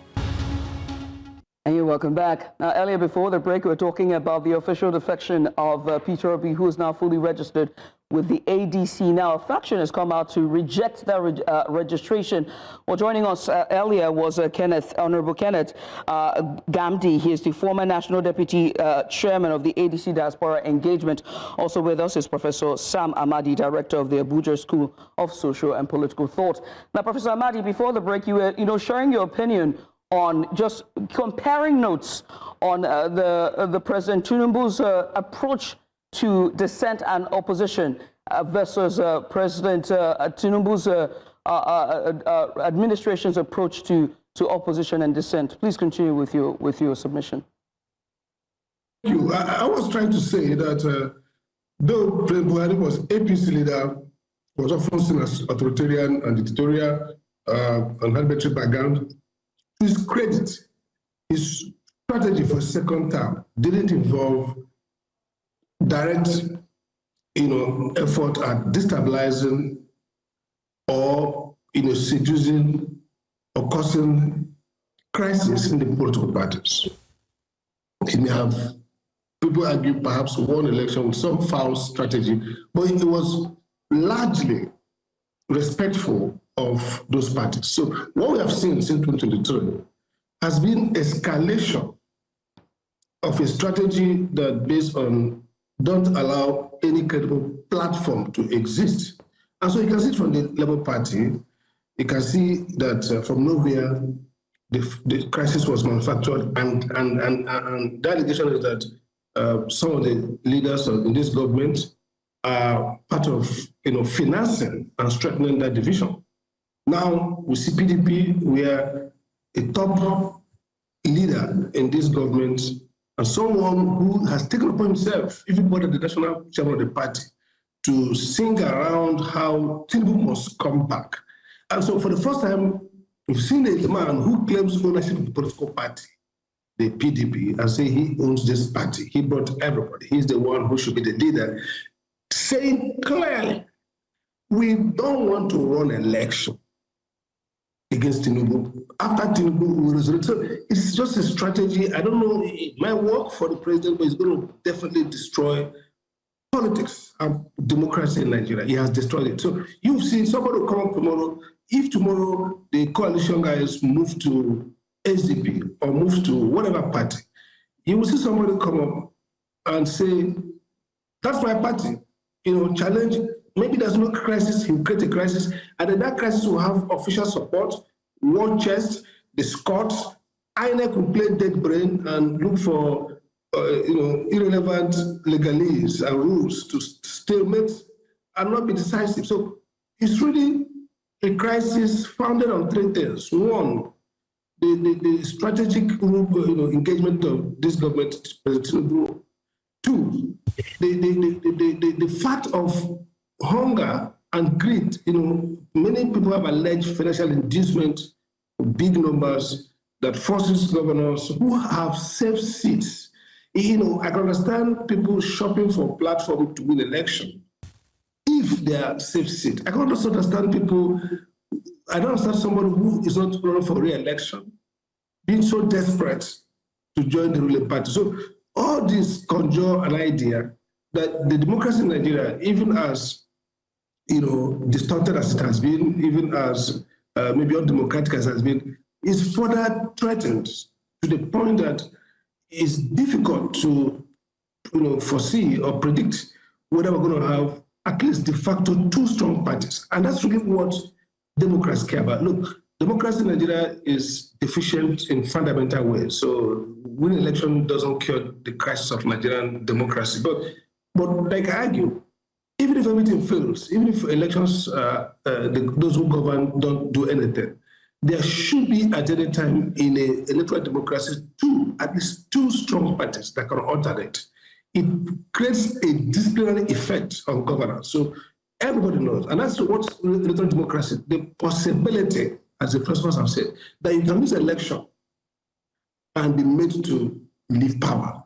So now, if we're going to have only one party, and everybody's working hard to make sure there's no credible platform or candidate to challenge an incumbent who has all the resources, all the state apparatus, and still very, very frightened that there should be a party. I think all of us, in spite of our political persuasion or preferences, would say this is going too far. You need to allow ADC stand, not because ADC is better than APC or their candidate, whoever is going to be is better, but for the mere fact that we should be able to have real, actual choices to make. And those real, actual choices will force the parties to develop strategic response to voters, to win them. Right now, what they want is that the president will not even campaign, maybe because of his apparent ill health. He doesn't have the energy or stamina to go around. So we're going to have proxy governors, close down the space, parties that cannot campaign, and then we'll have a fait accompli. Everyone just go, you know what, give it up. So we'll stay at home, and 15% or 10% of the population will elect a president who will score 32% of the votes. I mean, that's not democracy. That's not democracy. You paint a very gory picture here, is showing that that the voter turnout will again reduce. I mean, we saw that during the by-elections last year and off-cycle elections, and that means that going into 2027, those numbers will still dwindle even more. But I do have to ask about this phantom faction that we're seeing now, as Honorable Gamdi described, within the party and rejecting the registration of Mr. Peter Obi. Also, another person who's rejected this move as well is, Professor Pat Utomi, the economist and former presidential candidate, who has rejected this registration and saying that he would not throw his support behind Peter Obi. Seeing this type of figures and this type of statements and rhetoric come out just going into campaign season, one has to ask what it means for the credibility of the party towards the voters or the perception of voters. Just quickly, first, Pat Utomi's view is different. Pat says, look, I will support Peter in ADC as long as he's the candidate. Pat is rejecting the notion. Yes, as vice president, forgive me. Yeah. Exactly. So the ADC is not Atiku Abubakar, even though people believe he is in charge. Let's leave that. But to the credibility, you see, again, this is a problem. voter turnout will be low if they don't have clear choices. Those who think that Tinubu has failed and cannot be persuaded otherwise would opt out of the election. That's the argument of the obedience, who say, if you have P2B, he will energize the voter to come out and vote against the incumbent. But if you create semblances of the incumbent, people who look like the incumbent, then reasonable voters, you see, in every election, there are captive voters, those who, it doesn't matter, they are ADC, they are PDP, they are APC, they vote their party. Even the party brings the worst candidate. But most people, even in America, the moderates decide election. Most people who vote are principled voters. They're probably voting on issue, they're voting on personality. So the argument here is, if ADC does not differentiate itself by presenting a credible message embodied by their candidate that they are going to disrupt and reverse Tinubu's quote-unquote failure, then most of these enlightened electorates will be discouraged. So you need enthusiasm to vote out an incumbent that's cynical. And that will likely will saw what happened in the off-season election. Vote buying will be a mainstay of the political playbook of the ruling party or even other parties. So, but vote buying works if there's low voter party. So if you have in a state 1 million people voting, how are you going to buy 1 million people? So usually if you have only 300,000 people voting, you could safely buy 250,000 and go to sleep. You win. So the first thing is, are we going to see the level of enthusiasm we saw in 2023? Are we going to see no voter disenfranchisement? Is either going to make the voting process easy, because you can't tell Nigerians to stay on the line for 5 hours to vote when they don't even have assurance that their life will be better. People are cynical. People just have been brutalized by policy, by irresponsible governance across board, state and federal government. So their threshold is low, their pain threshold and their patience threshold is very low. So if I'm going to vote, and that means coming by 7, stay till 4, that's a sacrifice that many Nigerians may not make. So there are many dynamics here that will determine the voter output, which is the candidates, their messaging, the fact that they're going to speak to the young youth population as the bedrock of election, and the fact that the voting process is itself friendly, so that people will not, spend the whole day. I mean, we don't have carnivals. If you're going to bring masquerade and music and the video, then they could stay in the line for 5-6 hours. But if you're going to be there, dusty, very dry, very inconveniencing environment, and you keep them there for 5-6 hours, so we'll go home and say, you know what the heck? Right. So this is the point that I just want to make. Yeah, let me come to you very quickly, Honorable Gamdi, because we're pretty much pressed for time here.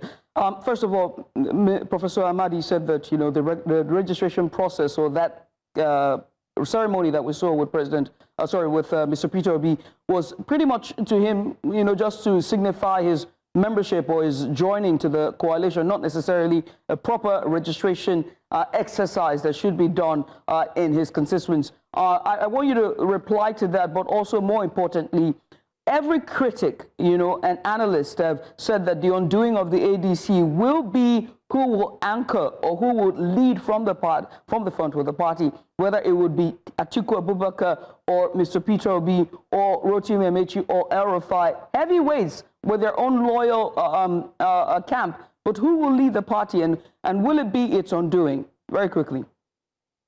Well, I think I agree with my senior Malawitan colleague, Professor Collins Amadi. Peter Obi said it himself, although I'm not the spokesperson for Peter Obi. He said he was answering to critics that he's a member of the coalition, a member of the ADC. So what we've just seen in is just an official declaration, to make it more official, and not that he's going to pick up the form there. I think picking up the form from your ward, from your state, candidate is the first point of entrance into any political party. And I'm sure, like I said, I'm not a spokesperson for we. I'm sure they must have done that. With regards to critics, Prof was also very correct. We have never had it so bad in Nigeria, where you see basically the whole state structure. Take Delta State, for instance, where they slept as PDP and woke up as APC. It has never happened in the history of Nigeria. A whole state structure collapse for a political party. And this is because the current political leadership in Nigeria under APC are more interested in securing second term than governing the country.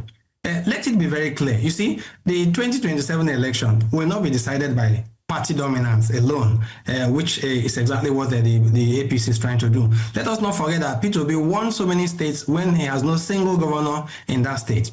But this 2027 election will be won by credibility and the ability to reconnect with Nigerians who are increasingly disillusioned as hunger and unemployment over taxation reign supreme in the land. Yes, ADC is positioning itself not merely to participate in 2027 election, but to compete meaningfully by offering clear alternative, a different political culture from APC and PDP duopoly that we have in Nigeria over the years. ADC is not only having a robust functional structure across the state, like what the critics are saying that the ADC is not, they don't have a structure and the rest of them. But we're not only in Nigeria, they have a strong structure. We have an active diaspora ADC network, which I'm currently the leader, and also we have a network of youths across the federation in diaspora. So the ADC has positioned itself, for 2027, no doubt. But let us be honest. With regards to Peter Obi, Peter Obi represents a movement in Nigeria. Today, it's little wonder that it's the hottest political bride in the country. And so he brings in political capital and, not just personal, popularity. What is important is that the ADC has positioned itself different from APC, where we have shown that ADC is a new party that cares for Nigerians, especially people with disability. As you can see, it's the only political party that is even having a leader with disability. ADC has positioned itself as the reaching out for all-inclusive political participation. In diaspora, for instance, the ADC referred to diaspora as the seventh geopolitical zone compared to the Nigerian geopolitical zone. In ADC, we have clear rules for the youths and women who have 35% mandatory reservation for all the political parties. So if you look at all these fractions, if you look at all this, you understand that what the current political party APC is trying to do is to cause a lot of distractions, a lot of problem within the party by manufacturing phantom opposition. And like Prof said, you can hardly don't do anything about it, because the fact that anybody can claim up tomorrow and claim the leadership of any political party. And the most funny thing is that they are being sponsored, from this government, giving them media visibility, giving them a lot of outreach. And so the entire ADC is out to give a different political narrative, and the fact that the current ruling political party is manufacturing all form of intimidation, including targeting opposition leaders like the former Attorney General of the Federation and anybody who speaks out. The speed with which they go after those political party shows only one thing: sign of panic. The current ADC is panicking, and like Prof said, their inability to convince Nigeria, their inability to show that over-taxation of Nigeria is a policy that's very popular in Nigeria, right. The inability, to end hunger in the country, right. Has left them with only one option, which is to destabilize the opposition party. All right. The stabilization of the opposition party, very quickly, what precedents does this set for future administrations? Professor Amadi, we're out of time. Very quickly, sir. Well, I think it's going to be, maybe can encourage them to say, what, we can do it. They did it, it worked. If it works, that's why it's bad. But if the opposition party wins, then maybe they could say, maybe we shouldn't follow this rule book. We won because they failed. Or they could say, what, we need it. It's really bad. It can be contagious, and that's why we know that in politics, presidents are followed, especially if they are rewarded with success, quote unquote. So if the dark art wins you the presidency, then next time around, people will take a darker version of your dark art to reap power. And the ultimate loss would be that democracy in Nigeria will falter finally. And unfortunately, without democracy, Nigeria is a weak state. It's not coherent. It can't have development. So Nigerian development prospect lies in recovering sensible and well-directed politics. And right now, we are not there. All right. Gentlemen and great Malabites, I must say thank you for taking out the time to join us. Professor Sam Amadi, the director for the Abuja School of Politics and Thought, and also to you as well, Honorable Gamdi, who is the ADC leader for diaspora engagement. Gentlemen, once again, thank you and Happy New Year. Thank you so much for coming on. You're watching Breakfast Extra. Let's go on a short break, shall we? When we come back, we'll bring you health on our Wellness Central. This time, how do you balance nutrition in the new year? We have all of that after the break. Stay with us. Hey, welcome back. Now, in 2026, staying healthy in Nigeria will no longer be about discipline. It will definitely be about survival because food prices are still high and portions are shrinking, as well as many families are now having to choose between what is filling and what should be nutrition or nutriment. So the question this morning is simple. How do we protect our health when even 3 meals a day feels like luxury? So we're going to speak with health experts who say that while the economy has made nutrition harder, it has not made it possible. The solutions may not be glamorous, but they can save lives. Absolutely. Joining us to have this very healthy conversation on the matter are Anne Udo Umo, registered dietitian, and also joining us via Zoom, Dr. Perfecta Osawaru, neuropath and acupuncturist. Welcome, ladies. Thank you very much for joining us today.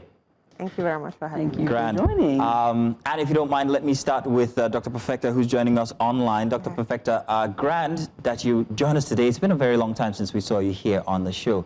But we're coming to you today because it's only just past December.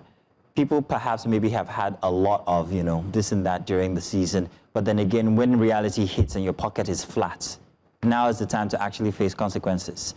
Nigeria today is not a very, very great place to live. How can we manage healthy eating, especially now when means are low? Thank you for the question. So for us to manage healthy eating, like the topic says, rather balancing nutrition, I would say it's focusing on the right mix of foods to eat in the right portions that your body actually needs, not in excess and not in deficient. And I'm emphasizing not in excess and not in deficient because some people often, go overboard by constantly eating, and in that, the body does not actually need that much. And while some other people reduce the amount of foods that they eat, and then they start getting very deficient of nutrients that their body needs. So the balance would be constantly consuming what you need, what your body needs necessarily per time, as opposed to just, consuming, out of moderation. Well, look, out of moderation, but let's come back home here in Nigeria, and let me come to you and talk about the fact that our staple foods happen to be lots of carbs. Although we have meals that are rich in probiotics, but there's a lot of questions about our vegetable intake, and what comes with vegetable intake is storage, right? So let's talk about that, how we can stay nutritious, take a nutritious meal, but also switch up on our staples. So I think first of all, the fundamental problem we have as Nigerians is that carbs give more mileage. That's why we buy more. Oh, yeah. So satiety over nutrition has always been the rule of the game. I remember that as younger children, we'll have such huge bowls of rice, but like a very tiny piece of meat or a tiny piece of fish. That is not normal? That is not normal. Oh. Yes. So we've always chosen mileage and satiety over nutrition. So now, as adults, it's a bit difficult to switch because that's what we've been used to. The patterns are continuous. I've switched really well. I don't know what you're talking about. I mean, because as women, whenever we get to that cycle period, we're craving a lot of protein. Yeah, exactly. And iron. Yeah. But for me, I crave a lot of protein and iron. I realize that I'm a proud carnivorous animal. So my meal is, there's fish, there's turkey, there's chicken, there's also a large steak on there as well. Are you adopting children? Just asking. Oh yeah, well, I thought about it. Do you want to be one of them? Yeah. But you're too old, sorry. So the thing remains that we need to switch. there has to be a place for the carbs, there has to be a place for vegetables. And I don't agree when Nigerians say that Nigerian meals are not healthy. It's the question of what exactly are you buying and putting on your plate. You have vegetables from efo to tete, shoko, water leaf, bitter leaf, okra, ugu, green, that's like African spinach. These are all a variety that can be mixed up with different types of complementary ingredients like maybe green peppers or even atarodo itself, like scotch bonnet, and make up sauces as opposed to the typical red stew that we're used to. So if you're able to have the carbs, the vegetables, and the protein on your plate in the various proportions that it should be, just like Dr. Perfecta said, is eating according to what your body needs per time. So it's a balancing conversation that I think that a lot of Nigerians are not, first of all, open to, because you see like how food bloggers try to do innovations with cooking. Oh, that's not how my mommy cooked it. Oh, that's not how my grandmother cooked it. Yes, we agree that that is not how it was traditionally made, but we're saying that times and seasons are evolving. You weren't using GSM in the 90s, but you're using GSM now. So why won't you evolve? I will accept that, but please don't put pepper inside pok-pok. That's where we draw the line. I don't think that's bad. I don't think that's bad, actually. I actually have had one like that. That was in Benin Republic, actually. They have their snacks with all of these things. But Dr. Perfecta, let's talk about cost and availability here. While we're talking about balanced eating, you said something that actually jumped out at me, and it's the fact that we might be eating a bit more than we are supposed to. And it makes me wonder exactly how much I could have saved all these 40 years since when I'm eating all these extras. I know that we eat a bit too much carbs. We eat a bit too much rice that we don't necessarily need. So going with the times, how can people begin to prorate their spending and the availability of whatever kind of meals that they are? And how can they find a balance between healthy eating and also spending? All right, so thank you. I'm going to start with what Anne said about, adding all the vegetables, efotete, and the spinach and all of that she said. So I'd say that if people want to, incorporate new meals into what they are already used to, as in the carbs back to back, it should come like one per time. So if you're not used to it at all, how about you try introduce vegetables today? How about tomorrow you try introduce one apple, one banana, and all of that? So you're, because it's hard for people to just change what they're used to. Thinking back to what Anne, they're used to carbs, and they're just a tiny piece of meat. So how about you introduce things like slowly, as opposed to, just introducing them in bulk, and that just, it just clamps the end goal of what you're trying to do, trying to balance out the nutrition, right? So instead of just focusing, I think for a general rule, once your plate feels beige, like it's just one type of food, then there's a problem already, right? Okay. So introduce colors. When I say colors, I mean like the fruits, there's carrots, there's apple, that just introduce something else that makes the food not look, if that's just the simple thing that someone has to take home from this, just introduce colors to your meal. So you know that once your food feels beige, then it is not good, it's a problem. So when it comes to cutting down on cost, I feel like there are 1 or 2 or 3 things that I can say that can help people. Please. So first, it's something I call the cook once, eat twice strategy. So these are for people that maybe, if you're talking about people that have like really low income and they don't have like a source of refrigerator at home and all of that. So, and I'm sure that we have done that once or twice in our life. So when you cook one time, so you cook like maybe a big portion of yam or rice or pottage, and then you cook it once, but you can eat it like the next day, right? And actually save costs for those sort of people. And then for the other people that have the privilege of like maybe a refrigerator at home, then you can cook in bulk, or they buy stock. It's called like strategic shopping, when you like buy in bulk, right? And then cook in bulk. So either of those, solutions can work for. But am I eating too much rice? Am I eating too much rice if most of my plate is filled with rice? I'm asking this because rice is kind of like Nigeria's staple food. And everybody, in fact, when I see some people eat, I'm like, that's a lot. Is that good for you or is that bad? It's relative. But again, I like I said, if you're eating too much rice, you're always eating too much rice. Your plate is just clean. Yes, it is. It's not so good for you. I mean, you have to add in other like nutrients into because you're eating like your large chunk of food is just filled with carbohydrates only. So how about you add like some vitamins, minerals, and all of that into your food, or protein, like that? When I was younger, my uncle forced us not to eat more rice, because that's all we love. We didn't like eba or gari or swallow in its entirety, except for one of my siblings. What you would say is that if you keep going, the rice would turn to seeds, and you would have to sprout it out the other way, you know, and that sort of deterred us. And so it takes us to families that have children, right? That's really what they gravitate towards too. So spaghetti when they're packing food for lunch is more convenient for them, isn't it? Noodles, rice, and as we're going into school season, how can they, you know, prioritize the colors that you speak of in their plates? All right. You know, like what Anne says now, we're not in that generation where it's just one straight way, just one thing like that. So now people add carrots. They chop carrots, green peas, corn into their like white rice. So you want to cook white rice? How about you dice some carrots in it?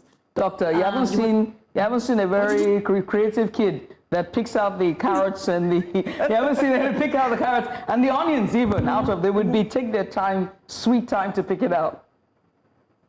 Okay, how about then they make that into, I mean, if children tend to not like those colors in their plates, how about they make it like a smoothie or something for them to drink alongside? The end goal is the nutrition, the balance that we're looking at. So whatever way applies to your kid or to the person, the end goal is for them to balance out the mix of food. So if they don't like to see it in their plate, how about you blend it for them to take a drink, right? So we're just looking for that balance so that their body gets the entire nutrition, the nourishment that it needs. Because in the end goal, food is for fuel, it's for nourishment of the body, right? It's to support their energy. And you don't want them to actually just be deficient in one nutrient because they don't like to see colors in their plate. Right. Let me come to you. And do you have, because I can see that you wanted to add to that in terms of like eating colors in your plates. But there's also that misconception that preserving it is an issue, because parents and families like to cook in bulk, you know. Vegetables are not really the best to store or preserve or save in your fridge. So how else can we get creative? So just like Dr. Peppershaw was saying, that because a child says they don't want to eat something, they don't like something, doesn't mean they cannot eat it. There are creative ways. For instance, I have a friend who has picky eaters for nieces, and she tries, two of her nieces have iron deficiency. So what she does is that she boils a lot of their food in beetroot water. So that way, the food that is being cooked, whether it's rice, it's plantain, it's beans, It's already got those nutrients. yes, absorbs the beetroot. In fact, the beetroot can be sneaked into stew because it's the same color. I remember there was a time we were doing carrot stew. Tomato was expensive. Exactly. So these are creative ways to sneak in vegetables. In terms of preservation, I think that we need to go back to how things were stored in the early days. There is air drying. There is, I mean, NEPA is not the most reliable, but everybody seems to have inverters these days. No, you can't. Everybody? You can't. Everybody? Your inverters can't carry certain appliances like a fridge or anything that makes heat. So there is a very big problem when it comes to preservation. Acknowledge it. So what I'm saying in essence is that we have sun drying, for instance. You can sun dry tomatoes, you can sun dry tatashe. I mean, they sell dry tatashe in the market that you come and then add water to for it to flourish, then you blend and use for stew. So I know that the pepper and tomato family can be sun dried, and that is a mode of preservation. Same thing goes for onions. For the bell peppers, they're pretty expensive, so you don't want. You can also batch make your smoothies as well. You can batch with those ones. You can even wrap the top of the pepper with foil paper, and it stays the same. You can wrap in newspapers, dump in Ziploc bags for those that have refrigerators or freezers, and it stays the same. So we just have to be. I think that the problem with nutrition in Nigeria is the lack of open-minded variety. No, there's variety, but we're not open-minded. Is there really variety? There is. Let me tell you a story. So I once decided to go vegetarian. I will never do it again. It was a terrible experience. You're Nigerian. I also felt ill, like in the first 1 week. My body wasn't having it, like, no, we want meat. Yeah. And then we had to go back. But it was a very difficult thing to do because it was very expensive. Yes. It was also very expensive because you have to preserve these things. And if you don't have power, then, I mean, you can't be a vegetarian in Nigeria if you are not rich and you don't have power. Exactly. So if I'm thinking of a healthier 2027, looking at the budget, looking at the availability, how could I, if I wanted to go the way of being vegetarian, sustain that kind of a lifestyle? Okay. Dr. Perfecta, I'm also going to be asking you the same thing. So if you have any, but Anne, please, let's. Well, so I do market surveys very often because, like, I cannot tell you to go and buy something if I don't know the price of it. What I've come to realize is that there are specific markets for specific things, right? And we like convenience. So we go to one market and buy everything and the cost skyrockets. So how about we decide to have this culture where we buy together, specific things together in certain markets. If you are looking for fruits and vegetables, mile 12 is your option. If you are looking for provisions, Okari or Ojuwe markets is the option. I'm talking about people in Lagos. If you're looking for meat of any kind, there's several abattoirs. Bulk buying brings down the price. Bulk buying in company. In company. With others. So you have, I mean, there are even business models that have now been created based on that. You have a couple of vendors on Instagram who do meat sharing. Yeah. You also have some people who do crayfish sharing. It brings down the price, but how does it help preservation? So because you're buying in bulk, you're buying fresher. Okay. And you're most likely buying what is in season.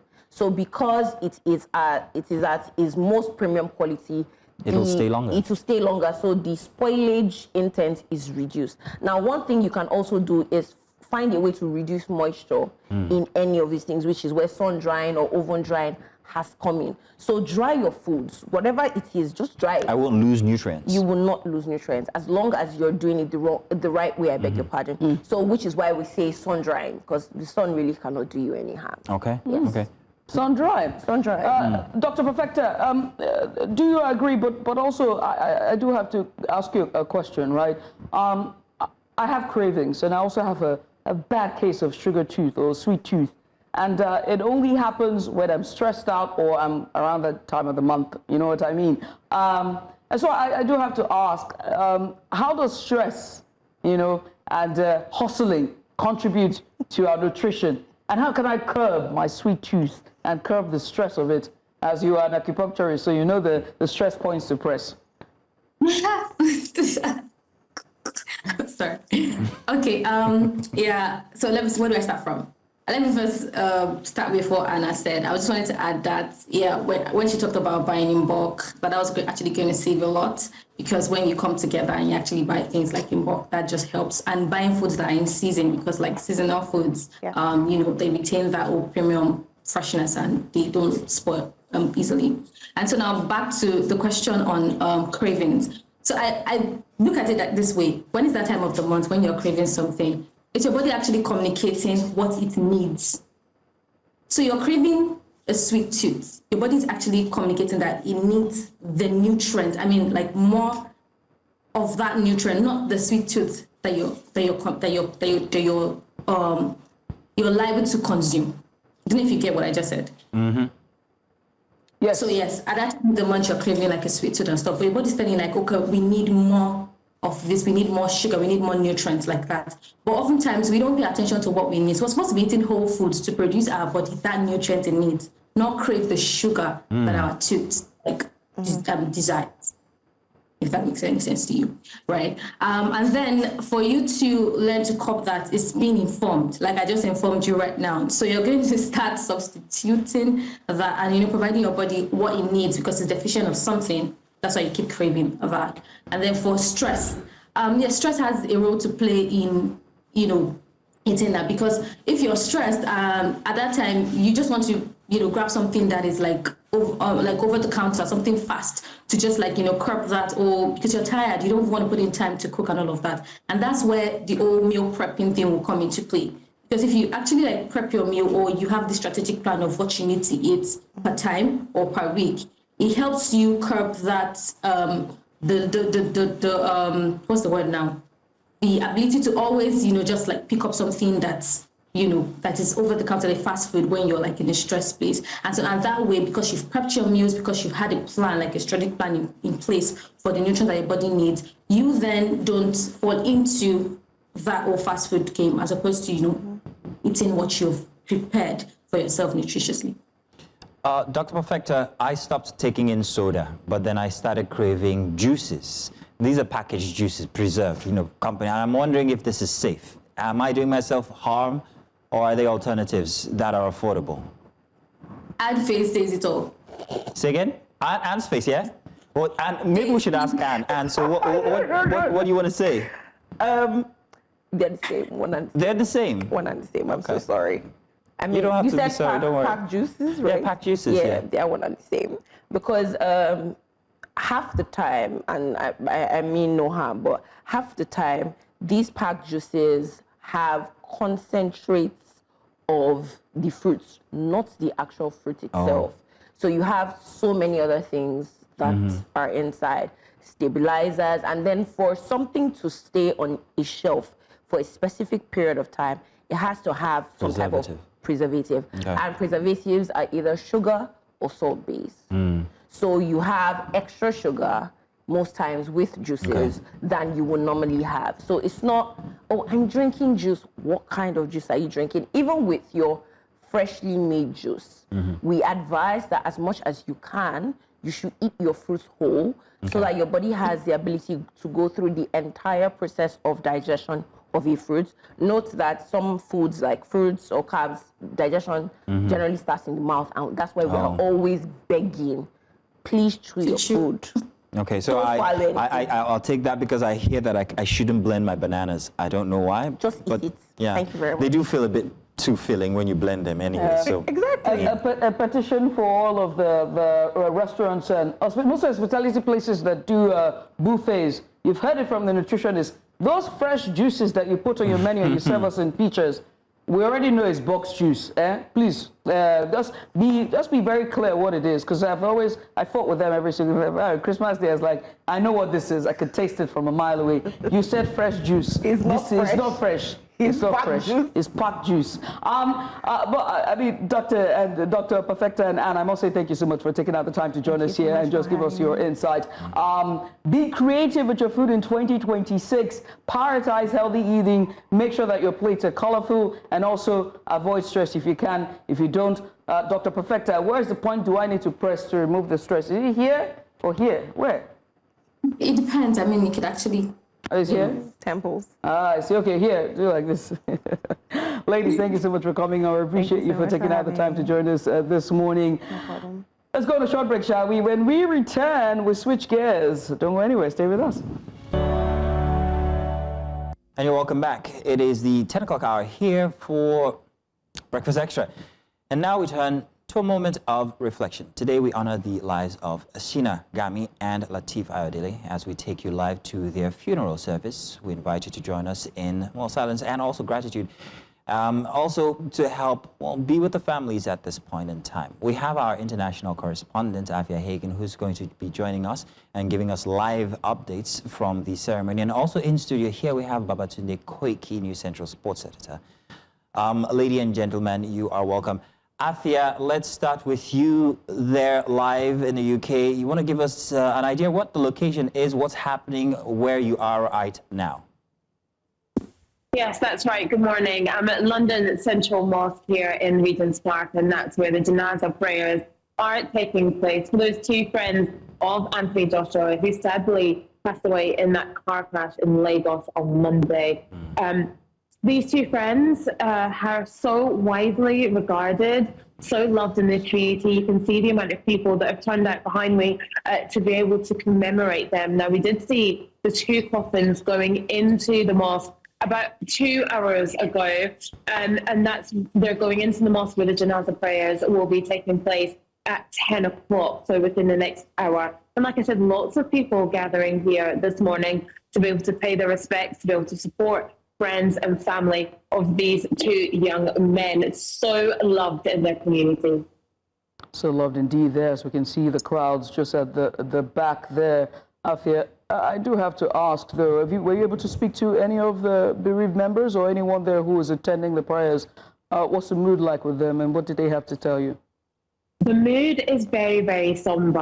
A couple of people that I spoke to earlier on when I got here said the most important thing for them was to be able to come and support the family. It's all about supporting the family and supporting the community at this time. People saying that they just wanted to be here to lend their support, that is so important at this moment, that the families and the friends, the close friends of these two young men know that they are being prayed for and know that they are being cared for. And there is a lot of people here I spoke to who are neither friends or family, who are members of the community and just want to make it known, to feel their presence, to add to that sense of coming together for the families. We have seen people carriers going into the mosque, so there's cars parked up and down the road, but actually being able to access the mosque, which is just being blocked by the bus behind me. And so we have seen family members going in. We are not entirely sure if the heavyweight boxer Anthony Joshua is going to be here today. Now, there was some speculation that perhaps he won't be attending the prayers because he doesn't want it to turn into a media circus and he doesn't want it to be all about himself. Yesterday, we heard that he was undecided whether he would turn up. But like I said, we have seen blacked out people carriers accessing the driveway of the mosque that you can see behind me. And actually you can see some cars going in right now. Perhaps he is in one of those cars. We just don't know. Afia, would like to know exactly what the Janazah prayer entails and especially how significant it is to the families. These Janazah prayers are so significant. It's a real chance for the family members to express their grief, but also to reflect on the lives lived of these two young men. To have such support, such a huge number of people turn out for these prayers is really, really important to them. So this is a very significant part of the burial process and indeed of the grief process as well. Grief process indeed. I have to come here in the studio and talk to you, Koiki. I know. I can see it in your eyes. You're getting teary-eyed as well. It's just sweat. It's just sweat. You are just so Teddy. Anthony Joshua at this time is going, I mean, we can see for the crowds necessarily how far they're loved. Anthony, on the other hand, I'm certain it's a hard thing for him. Do you think he will make an appearance? And can he make an appearance? And that's an interesting question because a few days ago when he was discharged, what we were told, what the public was told, that he was medically fit to go home and continue his recuperation. Now, we don't know whether that includes the ability to have international travel, but I'm sure that he would want to be there because these are two of his closest friends. They've been together for a decade. If you check Anthony Joshua's Instagram feed and that of Sinagami or Latif Ayodele as well, you will definitely see the trio in different parts of the world together, doing things together. And this was no surprise. They were also traveling together when that tragedy happened. I was also reliably informed that one of the eyewitnesses who was at the scene said when Joshua stepped out of the car and saw the bodies of his two friends, that it's as if his eyes glazed over. It was almost like it was disbelief. So it's a very personal, very touchy moment for both Anthony Joshua and the wider boxing community because these are two men who have been with him for when he really was at the peak of his career doing great things. Now the question a lot of people are asking is Joshua able to rise from this and return to top of boxing? And in history, I've probably seen maybe 3 people who've ever done something like that. In fact, just recently, a footballer retired from football because his brother died. So the question a lot of people are asking is, should he come back? You've made more than enough money. What are you trying to prove? There are those who are saying he should come back and continue fighting in order to honor the memory of these two gentlemen. It's in a catch-22 situation. Right. But I wouldn't be surprised if he called it quits. What about the rumors about him retiring from boxing? How true are those? That's what I said. There's no word. Have we confirmed the audio we heard yesterday is my question. Oh, no. It's, so the dangers of AI people. I mean, we've been seeing the president talking to those are very interesting ones. Yeah, so I mean, those are things a lot of people are speculating about right now. Everybody has their say, but ultimately, it's Anthony Joshua who's going to decide if he wants to continue or not. Right.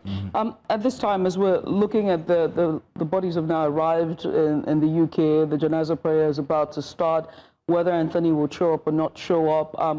Let's look at the boxing community at large. Not only were they part of the members of team for Anthony, but they also had contributions who they've worked extensively in the boxing cycle as well. One was a conditioning trainer, and the other was, I think, his personal trainer. His personal trainer. Yes. So let's look at that as well in terms of how this would hit the community. Yeah, it hits them pretty hard because these were two very highly regarded gentlemen who worked with Anthony Joshua for as long as I can remember. And it's a loss to the boxing community worldwide because the thing about boxing is that when you have a camp or when you have a team of people, they become more than employees. They become family. Yeah. These are people you share your deepest fears with, your personal moments with. Because boxing itself, the crucial part of it is mental. Absolutely, absolutely. These are the people who psych you to get out of bed, that look, it's time to go training, I don't want to train. These are the people who push you to your limits, beyond your limits. These are the people who know you better than almost anyone. So when you lose these kind of people in your background, the question is, when you go to your next training session and you can see and feel the void of these two people, what do you do then? How do you recover from that? And that's why we've been. Anthony Joshua is definitely going to need the services of an excellent therapist, a psychotherapist as well, a sports therapist as well, because what he's going through now is beyond belief. And I was talking about, boxers that I know who suffered major tragedies, who managed to come back. But the last example was way back in, I think, 2011. That was Daniel Jacobs, who was diagnosed with a very rare form of bone cancer. Doctors said that he might never ever walk again, but he did come back and he went on to become a world champion. Even before that, there was Vinny Pazienza, who also suffered a serious car accident, broke his neck and his spine in multiple places as well. They said he'd never walk again. He came back as well, also became a world champion as well. 13 months later, and his story was actually the subject of a movie. Now, before that, there was also Max Baer, who accidentally killed his opponent in the ring. That was in 1930. He was shattered, lost 4 of his next 6 fights, but ultimately went on to become world champion again. But these are isolated incidents, pockets. If you were to call it, do you think Joshua would continue? Let me rephrase. You think he should continue? If and when Anthony Joshua decides to call it quits, he leaves a huge void in boxing, because for a decade or more, he has carried this sport on his back, like no one else. Sold out stadiums, brought more eyeballs to the sport. A lot of people actually took up boxing because of Anthony Joshua. If he leaves a gaping void in the sport. But inevitably, he will leave because of time. But nobody wants to see him forced out because of a personal tragedy. Should he leave? I don't know. You don't want to make that decision for him. Afia, let me quickly come to you there. I know you're out in the cold, and well done for all the hard work. Now, we know Sinagami and Abdulateef Ayodele, they are either conditioning coaches as well as nutritionists and training coaches for Anthony Joshua. But beyond that, give us a sense of what their lives were like for their community. Who were they beyond those titles? They were well known within the boxing community, within the local community. They were really into health and fitness. One of them had a gym. That gym has actually been closed since his death.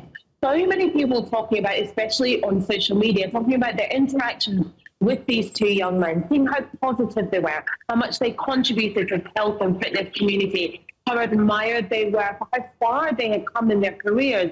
Working with heavyweight champion Anthony Joshua, they were absolutely at the top of their game. But as well as being on the top of their game, these were young men who gave back to their communities. They were doing charity work in Gambia. They had been doing charity work in Dubai, all these places across the world, as well as working with Anthony Joshua, and as well as doing work here in their community in London. They were so highly regarded. And I think that's why, even from the last time I spoke to you guys, this crowd has swelled. And I think that's why you have so many people who have turned out here today, because they made such an impact in their lives, both of them, in health, in fitness, in charity work. They were really, really, uphold, well-loved members of this community.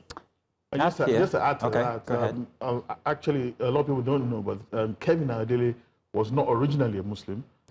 He took the Shahada. He actually converted to Islam a few years ago. So that's why it's quite significant for a lot of people now, because, what he's achieved ever since he became Muslim. It is also pretty much of a void and a source of pain to the community as well. All right.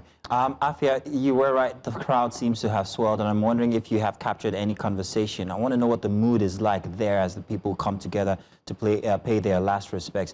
Have you caught anyone talking about the instance or what happened? Do you know how people are carrying this grief? It's a very somber mood, I must say. No one was willing to speak to us on camera just yet, perhaps because the prayers haven't taken place, but it's a very somber mood outside this mosque. I've been here for about 2 hours. Let me tell you, it's absolutely freezing, but people have been here since very early. And what people have said to me is that it was very important for them to support the friends and the family of these two young men, to make sure that they were here for them, to show them that they are being held by the community. There's a lot of shock, a lot of grief, a lot of devastation of how this could happen when these three young men, and I include Anthony Joshua in that when I say these three young men, were on top of the world. They were at the top of their game, you know, off the back of this huge, highly publicized fight, you know, an incredible deal that they did with Netflix, or one of a kind, to be literally on top of the world and then to have their lives taken away from them so quickly, so cruelly, and so publicly, I think is what a lot of people are so shocked by. And that devastation is felt from the people that I've spoken to this morning. Very somber, still very shocked, almost a week on, still devastated, but wanted to make sure that they were here to support the friends and the family of Sinagami and Kevin Ayodele, these two young men who were so well loved in this community. Do you see any dignitaries? When you look at the list of attendees, did you see any familiar faces, more like public figures in that community, or influential figures in the community? Well, this is the thing, is that this guest list hasn't been publicized. Anthony Joshua, like I said, is undecided over whether he will actually be here today because he doesn't want to take the attention away from his friends. But we have seen going into the entrance, this entrance where you're seeing all these people behind me, we have seen people carriers, we have seen blacked out vehicles entering through those gates, going into the mosque, and people disembarking away from this public entrance, you know, in the privacy of the mosque. Perhaps he could be amongst those mourners. We've seen local boxers disembarking from cars and going in as well. And I think really people want to be able to come and pay their respects privately. You know, there's a lot of people here, but let me tell you, it's deathly silent. It's very, very quiet. There's no conversation. All you can hear is the traffic. It's a very, very somber mood here this morning. All right, thank you, Afia. Somber. Afia, many thanks for that in-depth report. Let's come back to the studio here. Koiki's still with us. Koiki, now, one of the deepest conversations you and I have been about death. I don't know if you remember, so I understand how deeply you feel about it. Everybody, actually, but that conversation always resonates each time I see you. And it's funny that we're talking about death here again. Very unfortunate, but the instance also put Nigeria in the bigger international light, and we can't run away from that. It might not be a sports question, but I'm going to still ask you.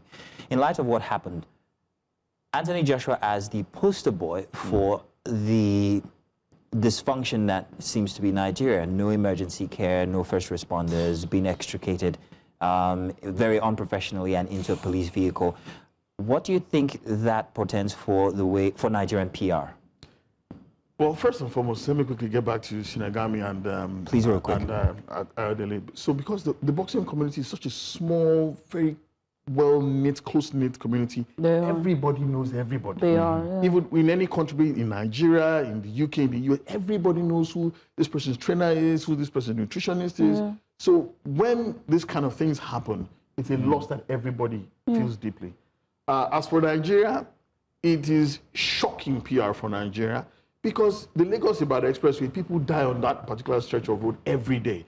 You open the papers or the websites, 5 people dead, 10 people dead, head-on collision. It happens every day. The only reason that this one is receiving such international appeal or there's a coverage is because Anthony Joshua was involved.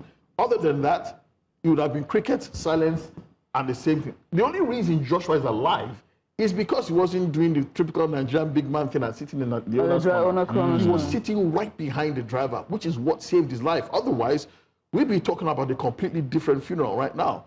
The other issue here is that there's so many things to unpack. The way he was extricated from the vehicle. Now, the safety manual for this kind of procedures is unless the vehicle is burning, you do not move the injured people because you don't know whether they may be suffering injuries. Yeah, whether they have broken bones, there's internal bleeding, spinal injuries. You might be doing more harm than good in trying to move them. The fact that there was no emergency medical services within minutes of that happening, and he was actually moved from the scene in the police truck.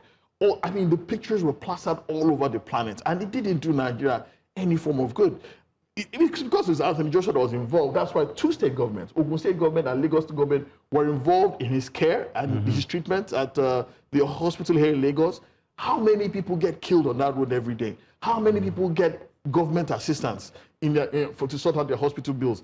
And another sad part, look at this, it's depressing. The vast number of people with phones trying to catch a glimpse of him. Ordinarily, that place should have been cordoned off, allowing the medical services to have access to him.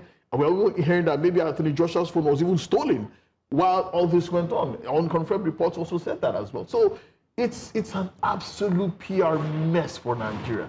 The driver of that truck also, the station truck, that was the truck that was parked by the side of the expressway, we hear is on the run as well. We've not heard anything about the company that owns the truck, whether they're also going to be prosecuted as well, because Article 4 of the Nigerian Highway Code stipulates that you cannot park on the hard shoulder unless it is an emergency.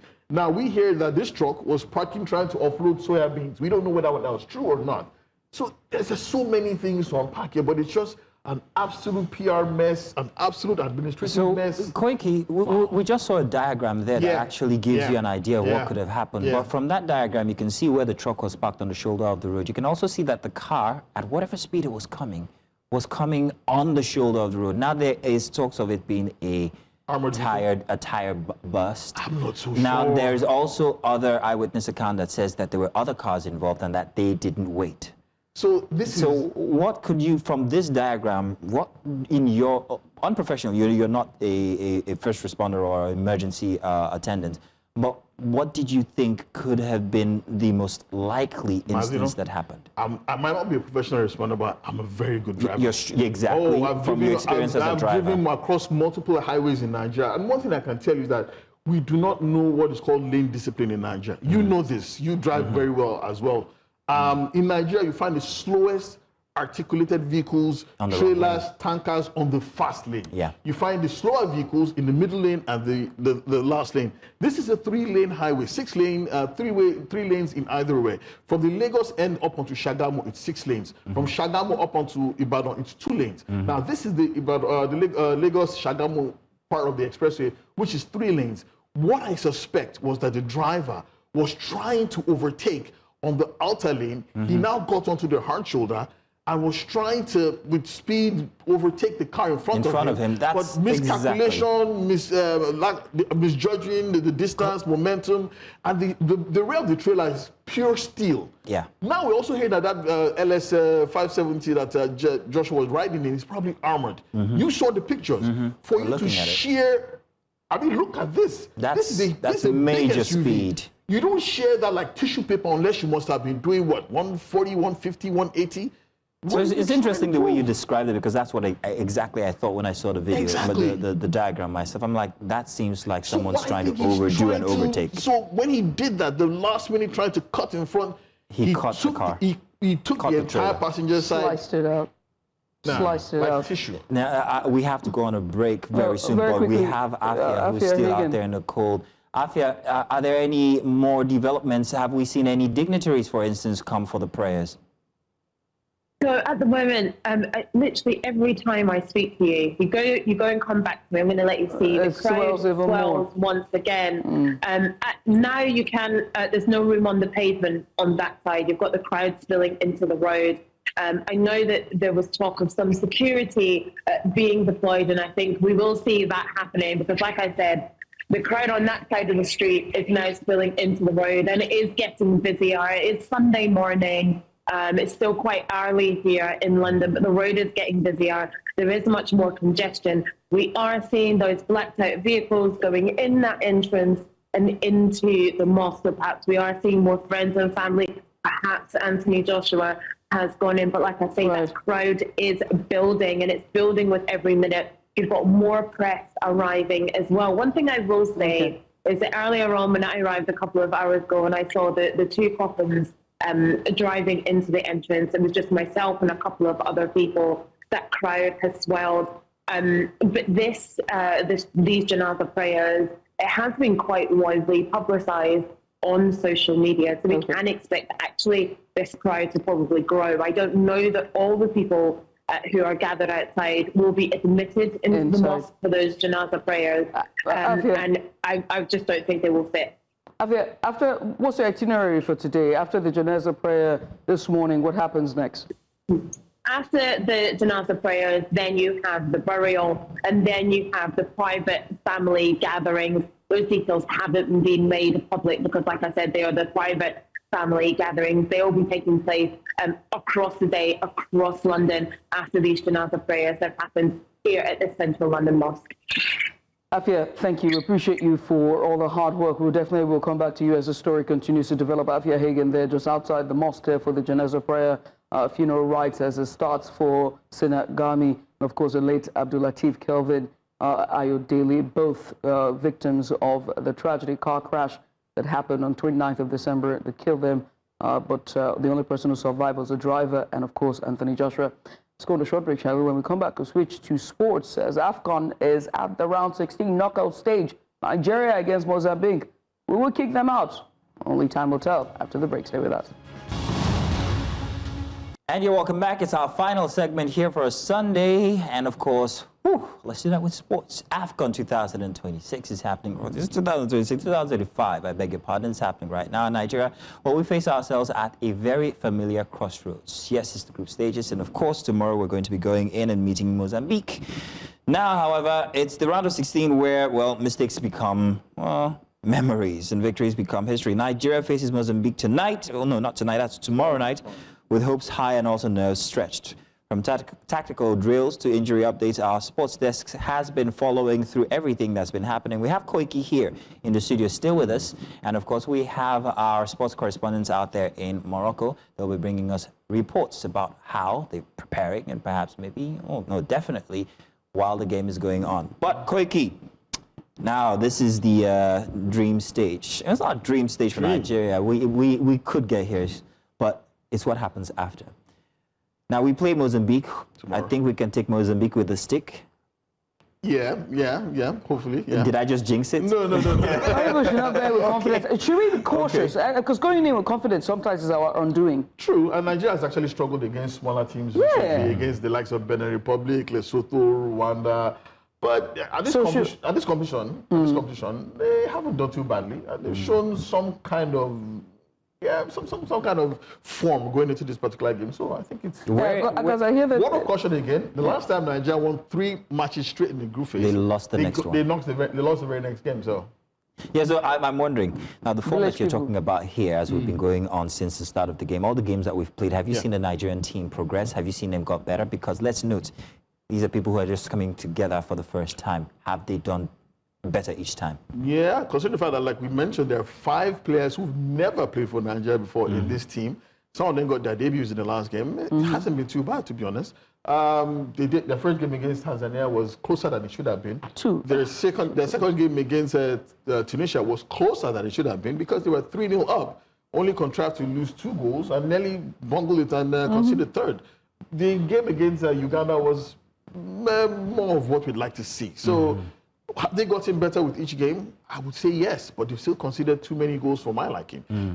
There's a well-worn, very popular maxim in Nigeria's global football that attack wins you games, defenses win you championships. Now, if you continue to concede as many as you do, we've considered 4 goals in 3 games. It's not exactly defense or championship winning stuff, but hopefully the coach can tighten that and continue to get better as the competition progresses. Going against Mozambique, our history with them paints a different type of picture, right? 3-2 here, 2-1 here, 2-0 here, always close calls. You know what I mean? And this is at the knockout stage. And Mozambique as well already has a price to win that. The president's giving them 11.8 million per player. I mean, and that's estimated in Naira here. So the stakes are high for them to win. but Nigeria also owes the entire nation for not making it to the World Cup, you know. So the stakes are high also with them. Yeah. And I hear that the coach has closed the training ground, no access for media to get in. So a lot of journalists are not happy about that. Yeah. Because there are so many people in Morocco right now hoping to bring news and visuals from the Super Eagles camp. But the coach is trying to keep things under wrap because this is usually the last 2 days before a game. That's when all the tactical sessions now take place. And usually it's behind closed doors because you don't want people snooping in. There might be spies amongst those journalists who are bringing news to the opposition. But I think I'm aware of the fact that there will be an open media day today. They'll have journalists will have access in the first 15 minutes. Three players have also been designated to answer questions as well. So the journalists can breathe a sigh of relief.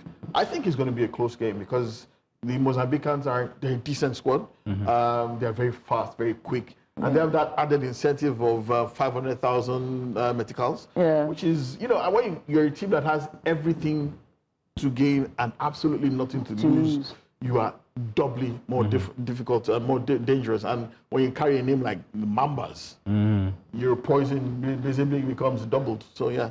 Who's the coach? How do you see the coach's tactic and style against our own coach? Because I think coaches also play a huge factor. They play a huge factor. And I must commend the Nigerian coach, to be honest. Eric Shell, a lot of people have pilloried him and saying he's too rigid. He has this preference for a specific tactical formation, a 4-4-2 diamond. Yeah, I'll explain that. Yeah, I know. But 4-4-4 and then 2 at the end. Come on now. Exactly. But 2 is a defense. He showed tactical flexibility. I mean, against Tunisia, he deployed 2 defensive midfielders. He played a 4-2-3-1, which was really good. Went back to the diamond again against Uganda. So he showed that he can be adaptable. He can be flexible. 4-3-2-1. Let's talk about that one, our defenses now. Are we happy so far with our goalkeeping area? Are we happy with our goalkeeper? Because you just said it's goals win you this, and then goals wins you matches. Defenses win you tournaments. So are we comfortable with our goal area, our goalkeeper specifically? Do we have any alternative? No. I've answered that now. Go ahead. So the honest truth is, I don't know what Sanwo-Olu has to do. Look, let me make a case for him. All right, this man is grieving. True. All right, he lost a parent. True. He's grieving 2 parents. Yeah. It is not easy. In the space of months, it's not easy. And so, the thing about sports that people don't get, or even anything that's physical, it's mental. Very true. Right? So you're dealing with a lot as well. And unfortunately, the thing that we still have not been able to do with our team is to have a standing or an understudy. Yeah, we don't have that. That question was for you, by the way. I have to make a case for that. We will always continue to find good players all across the world. Just recently on Friday, we were told that Arthur Okonkwo, who's a 24-year-old goalkeeper for Wrexham in the English Championship, former Arsenal youth prodigy, has now decided to pledge his allegiance to Nigeria. He's a goalkeeper, 6'6", and he's decent, but he can be an understudy in the future. But for now, this tournament that we have Sanwo-Olu. We also have Francis Uzoho, who was long-time number 1. He's also decent as well. And I honestly do not think any of the goals that we've considered have been Sanwo-Olu's fault. Okay. It's just been defensive lapses. Let's get there. And I think that it's just a lack of concentration in the most key, crucial moments. The goals are scored or considered for so many reasons. Lack of pressure, lack of concentration, lack of tracking, lack of marking. I can go on. But those are defensive issues that Nigeria... 4-3-2-1? Yeah. Who's at 2? Up top? Or yes. No, 4-3-2, that's who's checking on goals now. So that would be... Who's helping out. Yeah, so that's the defensive midfielder, 2 defensive midfielders. That's Frank Oyenka, who pretty much plays box-to-box role, and Wilfred Ndidi, who is the captain of the team. How capable have they been so far? They've been brilliant. They've been very, very good. They call Frank Oyenka Frank the Tank for a reason. He's pretty much in it, gets stuck in, puts his body on the line. Very physical player. Ndidi as well. Yeah. Probably one of the most experienced players in the team as well. He's been there, done that, playing at the FIFA World Cup, played at an Olympic Games. He knows exactly how to raise the tempo and also calm it down. So they've been good so far. What will be our undoing then? What I mentioned, that lack of concentration. It's very, very shocking how he tends to go to sleep at the most inopportune of moments. The goal we considered against Tanzania, the left back was caught sleeping, completely slept off. And we considered that goal. The 2 goals we considered against Tunisia as well, poor marking. Also, the other goal was a fluke because the VAR gave it as a handball. A lot of people didn't think it was a handball.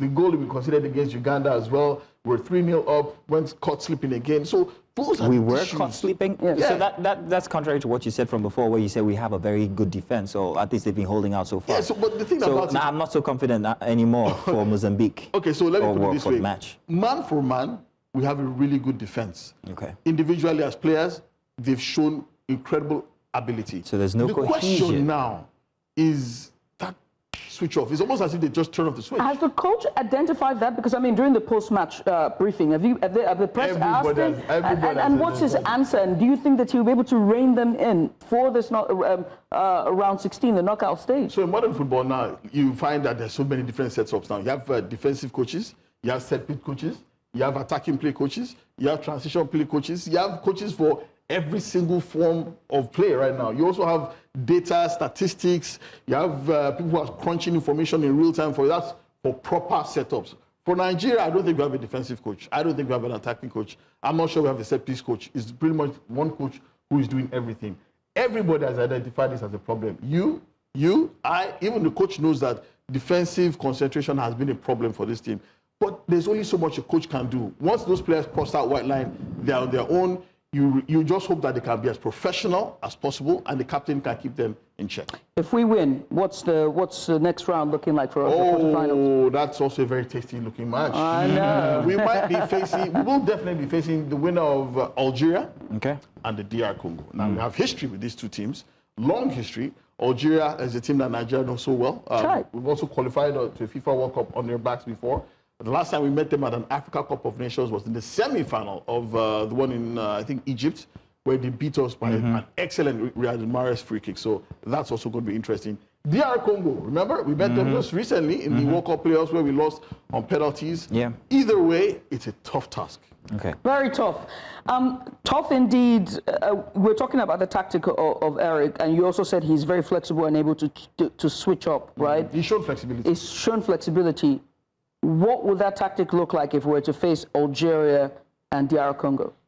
Because that's what he's on doing. Especially for DR Congo. I won't say the same for Algeria, but DR Congo. I think Eric Chell is smart. I think he's a man who learns, from previous mistakes.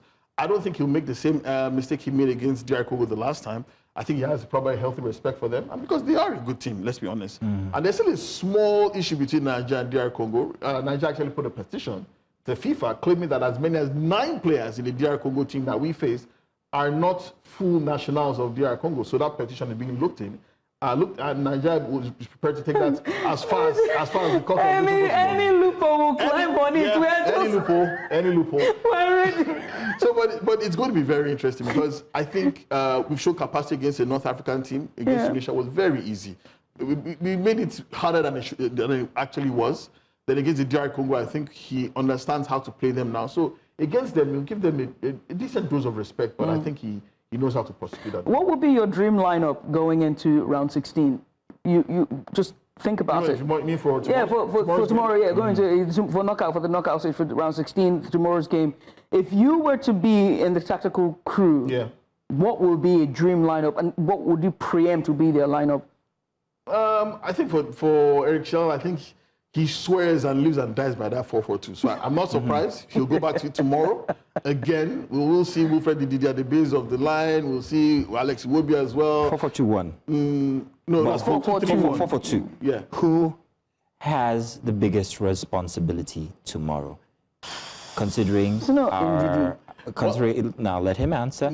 Considering our lapses when it comes to defense, considering the goal itself, considering the attackers, which specific person carries the biggest weight? She mentioned one of them, Ndidi, because at the base of the base of the midfield, he has to keep everybody on their toes.